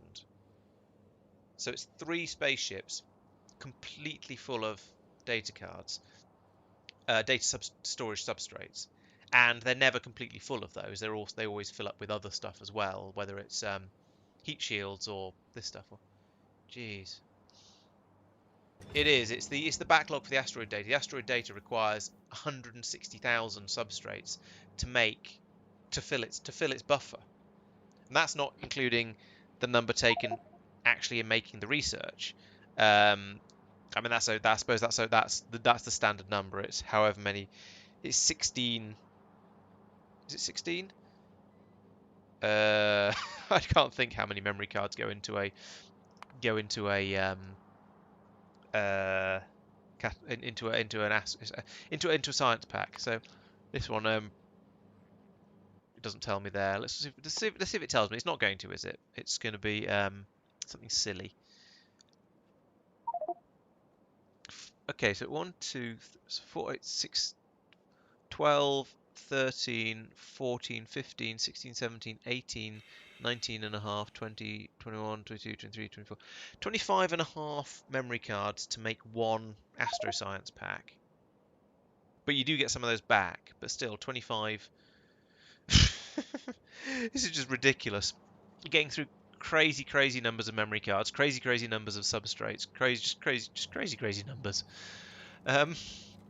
Okay.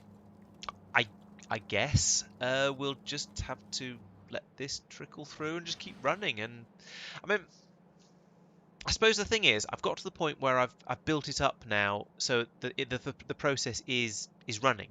We've got all of the we've got all of those things are running and being made, and there's no particular worry about shortages of them. And this is going to use up all of that stone because we've got half a blue belt here of glass going in, and that's made from stone. So we're going to get through quite a lot of that stone that I was worried about earlier. Just keep churning this through, and yeah, I mean, I don't think I'm going to run out of the ingredients for this. It's just iron and glass. And then pass it up in the rocket in the spaceship, and yeah, this will all just tick over happily. So I guess while I'm faffing around with the biological stuff, I can just leave it running, and we'll get to the point where we eventually have that 160,000 substrates have been passed through. I wonder how many I've made in total so far. In all time, 2.6 million. Right. Okay, so I've made 2.6 million rough data of the data storage substrates, and then presumably the memory card numbers is going to be no, data cards, aren't they? Maybe there's cards. I don't know what they're called. These things. So blank data cards. These are a little bit funny because a lot of the recipes will give some back. So, like for example, when you're making some of the science packs, it'll spit a load of data cards out, blank data cards back out that you can reuse. You also get the junk data cards getting recycled into them. This is consumption anyway, not but it's basically the same.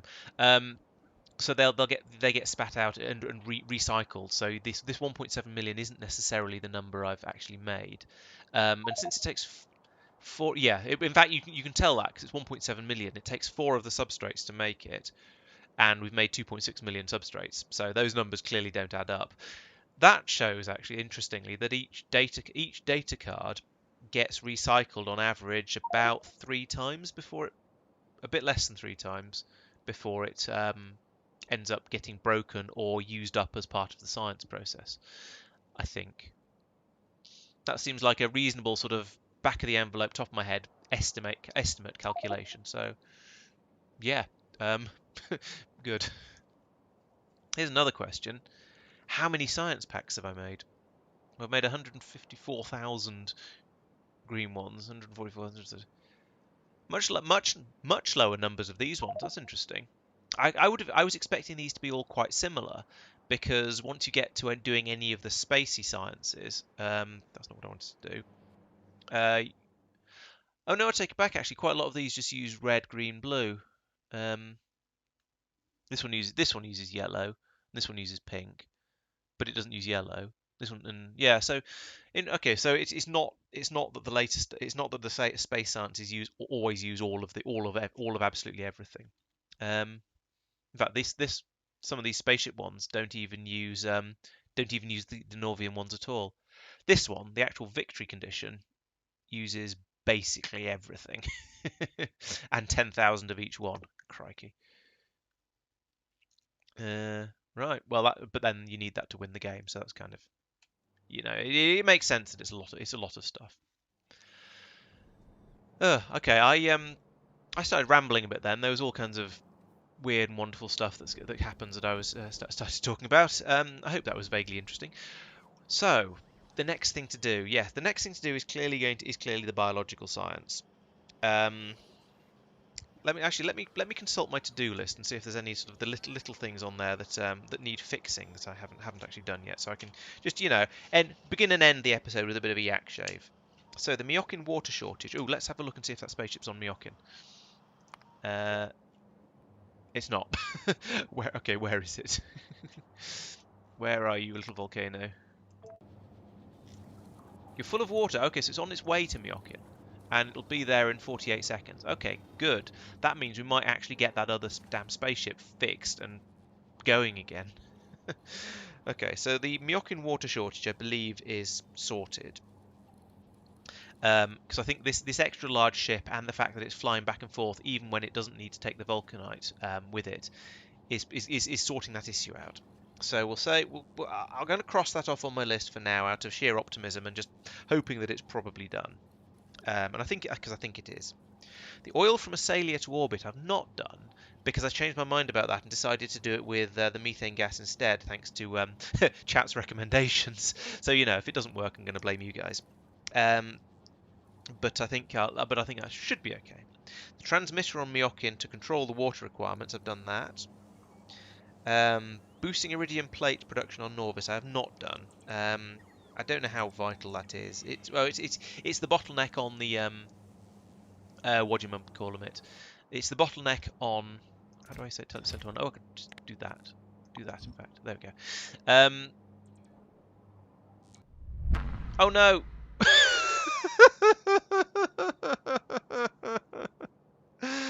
Oh no, the spaceship left. Oh, the spaceship left without unloading its water. That's even worse. Ah, crap.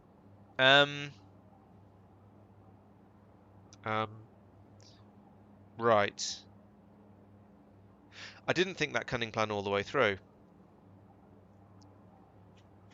Let's cancel the deconstruction of that for now. Let's see if we did actually repair that other spaceship. We did, and we repaired the train. Excellent. So we can now tell that to go to core pickup. Yes, that would be next on the list. So that can leave. So spaceship is repaired. So actually the most important thing did happen there. We just didn't unload all of the spare bits and pieces. So that's sorted and gone. Now got train coming in here loading up. That's probably going to get completely filled, isn't it? Yes, very, very easily. There's like 300 stacks or 200 to 300 stacks of stuff in these. That's great. We can just leave this running, and yeah, that's good. But this one, that's a problem. I'm going to need to do some further thinking about that, about how I program that ship, because if it arrives with a load of water, it then won't unload it because it won't have time to unload it because it was already mostly full of vulcanite. So we shoved a bit of vulcanite into it, and then the ship took off immediately because it was full. Yeah, I'm going to have to... I can't say wait until you're empty of water, but I could say wait until these tanks are empty. Either wait until these tanks are full of water, or the ship is empty of water. Yeah, that would work. Either these are full or ship is empty. Yes. How much have we got here? We're not in the danger zone yet, by the looks of it. Okay, so we can carry on. We're not in the danger zone because these these things have turned off. you can see, yeah, the Ernest Meteor Defense installation. They've been turned off for a long time then? Yeah, core mining. When core mining drills kick in, you get this spike up here. Right. Oh, and the solar panels must be when the... Oh no, that's day-night cycle. That's okay. So yeah, you can see when the core miners kick in, they're really, really using a lot of power compared to everything else. And then when it's idling, it just drops down to about here. Right. Okay. So yes, we've fixed. This is now fixed. We've got the core mining ship flying backwards and forwards happily, and I think once it comes back again, the trains will go straight onto it, and I think we can just this will run back and forth without any issues until it drains these warehouses off again. So that's good. The problem is as I said, with the volcano, the water and its water processes system. So I'm going to need to go and beat that into shape and get it behaving, because at the moment there is very little water on Myokin and the ship isn't doing what I want it to do. So we're going to need to put even more accumulators in this ship. That's going to be tricky. I might need to pull up one of these solar panels, but because the ship only flies out to Myokin, which is really close to the sun, that's probably not too much of an issue.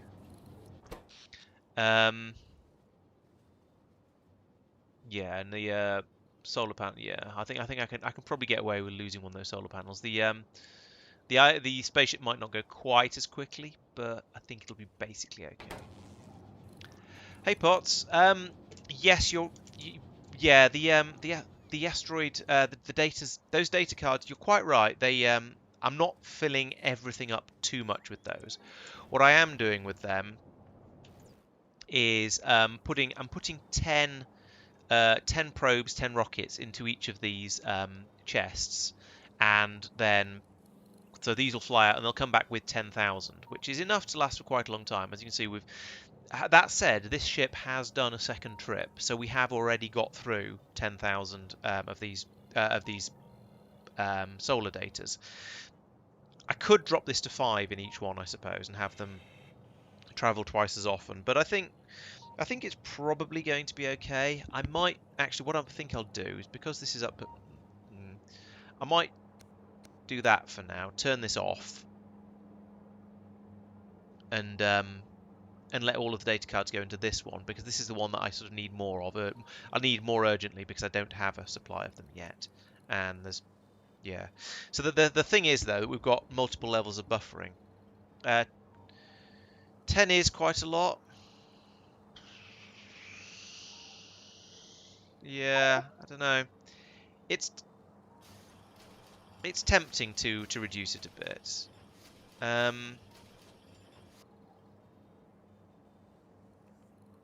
don't know. I don't have a good Answer a good feeling, a good whatever. I'm just gonna let. I think I'll stick with 10. It is, yes, it is a lot of memory of data cards to be using up, but I have no justification for this. All right, let's drop it. Actually, no, I'll take it back. Let's drop it down to 5. So we'll set this to 5. Set this to 5. Set this to 5. Set this to 5.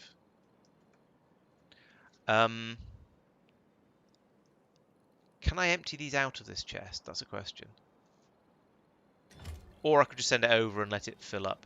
Yeah, let's just let it send it over and let it fill up. So we'll say, actually, I want you to go when there's 5 of those. And 5 of those. And none of everything else, of course. And you also go when there's 5. Let's do the other one first, because otherwise it's going to go when as soon as I change that. 5 of those. 5 of those. And I'll need to follow that and change its number, change it to return trajectory thing number. So this one I will set to 5,000 as well. And I suspect gradually in time it'll, I don't know, we're gonna always have a few more of those than we need. 1, 2, 3, 4, 5, 6. Can I put that out? I wonder where it'll go.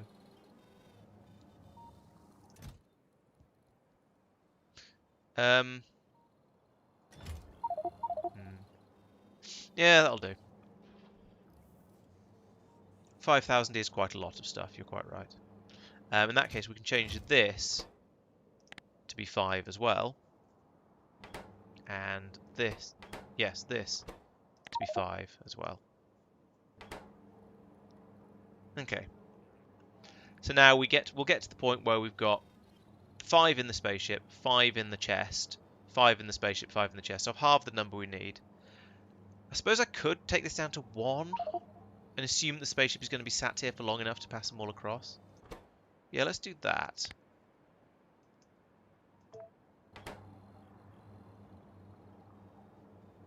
Ha!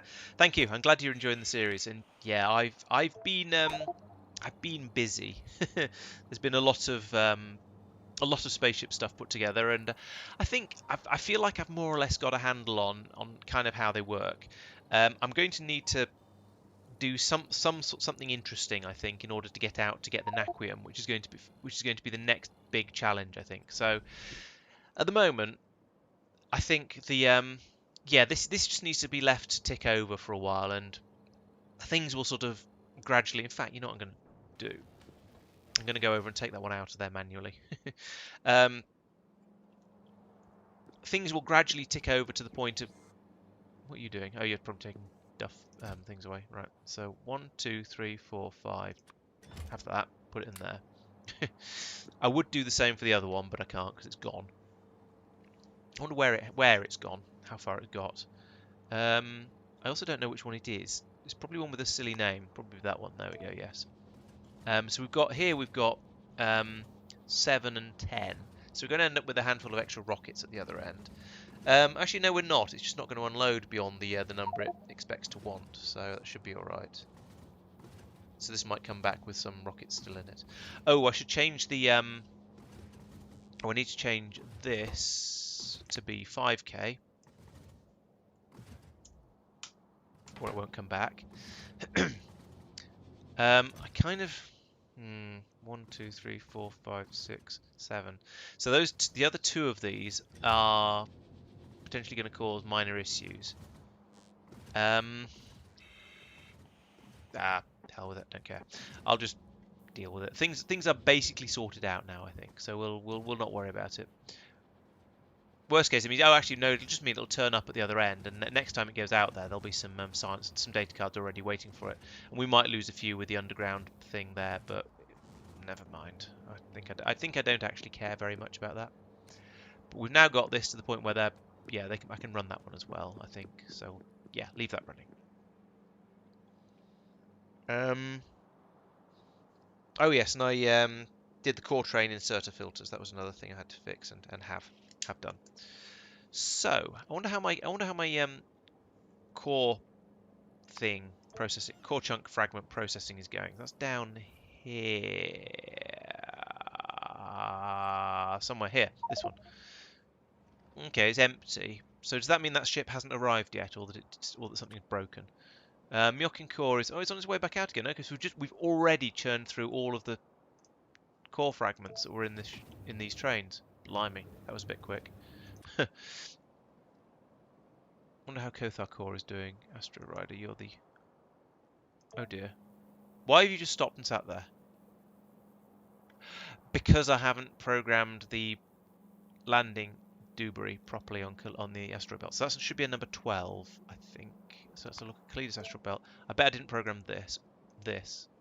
There we go. You should be a 12. Blip. There we go.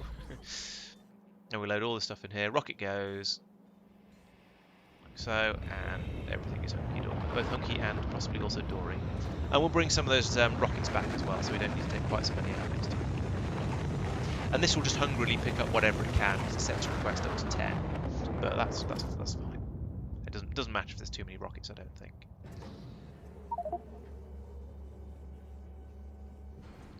Oh, and conveniently, it's also occurred to me, there won't be any science in the underground belt when it takes off, because it comes out in a burst of 1,000, and then before the next one is ready, it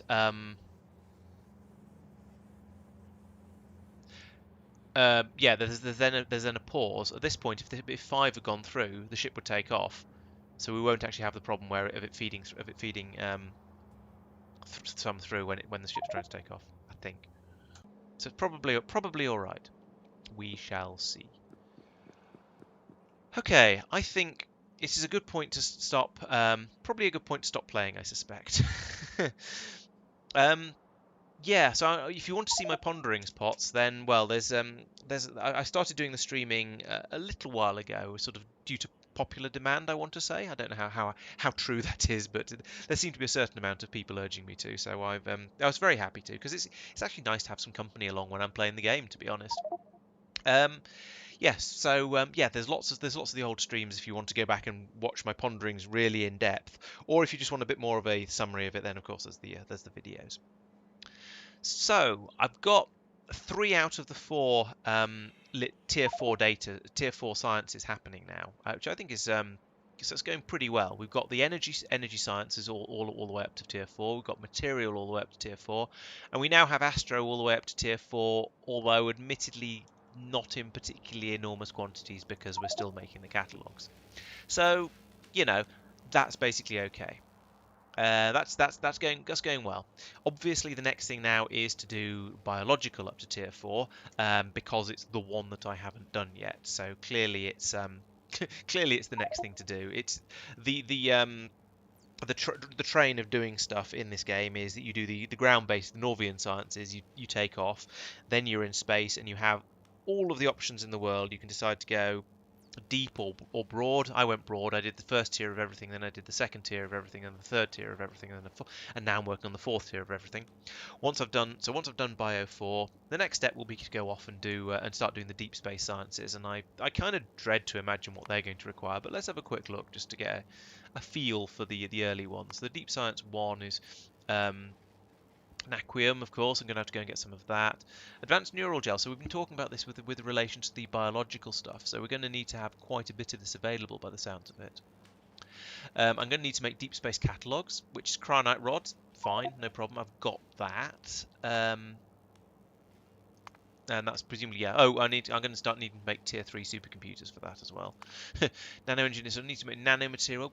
Nanomaterial is the only thing here that I've got to make that I haven't already got, and that's fairly advanced. Okay, that's going to be interesting. Naquium energy data. That's once I got Naquium, that's not going to be too bad. Same for that one. That's not too bad. Oh, an interstellar void probe data. So I'm going to need another probe ship going off from the interstellar void. So that's going to be interesting as well. So I'm going to need to start making ships that will head outside the immediate system. So at the moment we've got, here is my map. We've got Kalidas and we've got all the planets around it. And then we go into Stellar, and we've got other places. We've got these various asteroid fields out here that I could go to. That's where I'm going to need to go to get the Naquium from. I'm not sure where you launch deep space void probes from. Let's see if it says. Must be launched from a space probe rocket silo in an asteroid field. So okay, so I go out to these ones. I'll dig out the Naquium from not that one, this one probably, because it's reasonably close, and it's got the naquitite. So I'll dig that up there, bring it somewhere for processing. We'll have to see how the processing is done, and we can also launch some probes from here as well. So that's all for the future. I mean, I don't know how far in the future this is going to be, because I sort of feel there's going to be a bit of a jump to trying to go interstellar.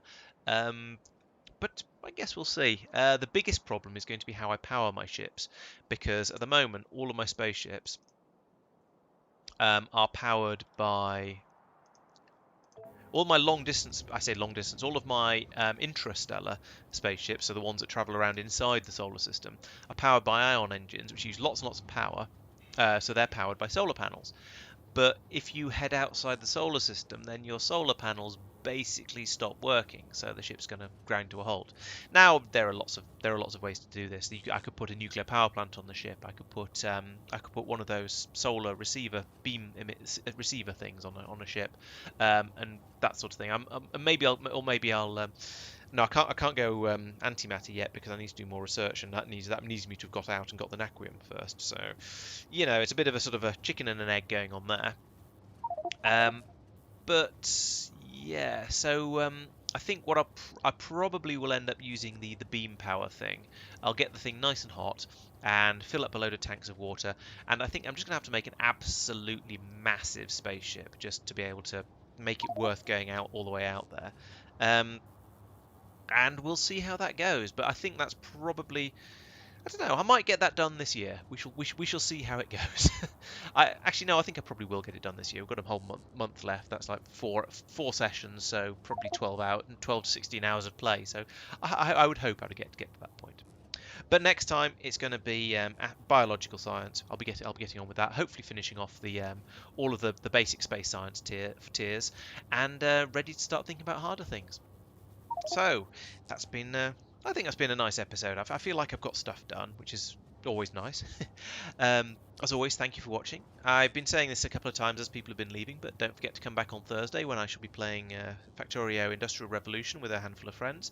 We're doing quite well in that. We've got all of the basic ground-based science packs done now, so we still need to launch a rocket and in order to get the space science going, but I think we're going to take a little bit of a hiatus from trying to build up science to have a look at artillery and other such shenanigans, because we're getting a bit fed up with the biters and we want to just blow a load of them up, to be honest.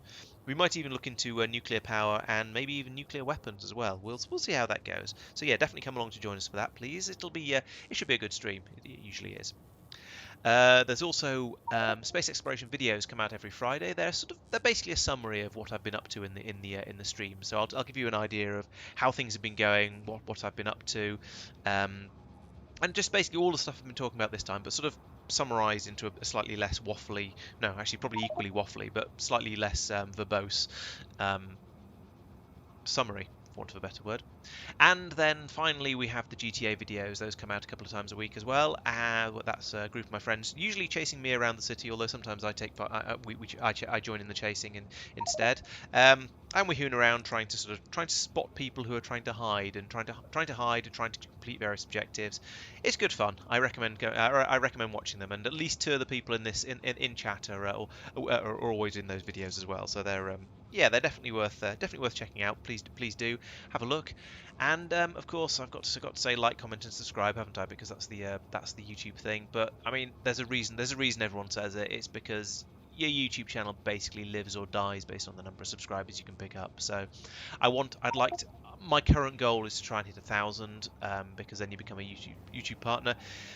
Yes, Mr. Lobster there is one of the GTA players, in fact. So I want to get up to 1,000 so I can become a proper YouTube partner and actually start and become that bumps the channel up a bit. And I'm at about 430, 450 at the moment, something like that, I think. So I'd like to double my number of subscribers. I'm aware that's probably not going to happen immediately, but every little helps. So if you're not subscribed, please do. Oh, and there we go. the while I was waffling, my ship landed here. The 2 trains that were on it came off. In fact, that's those 2 trains. The empty trains went onto it, so the ship left, and now these trains can empty. And that now means that when the next ship comes in from presumably Kothar, I guess, that will then be able to land and immediately take off again when it picks up the other 2 trains. So, as I've been saying before, the whole point of this system with the trains is to allow really, really quick unloading. And as I get more and more core mining facilities set up, we'll hopefully have more and more spaceships coming in and just unloading stuff like this. That is if we don't just completely fill up with stone and that makes everything grind to a halt, of course. Right, I am actually going to stop talking this time. So, thank you very much for watching. I'll see you next time, and hopefully in all of the other videos and streams and things during the week. I'll see you then.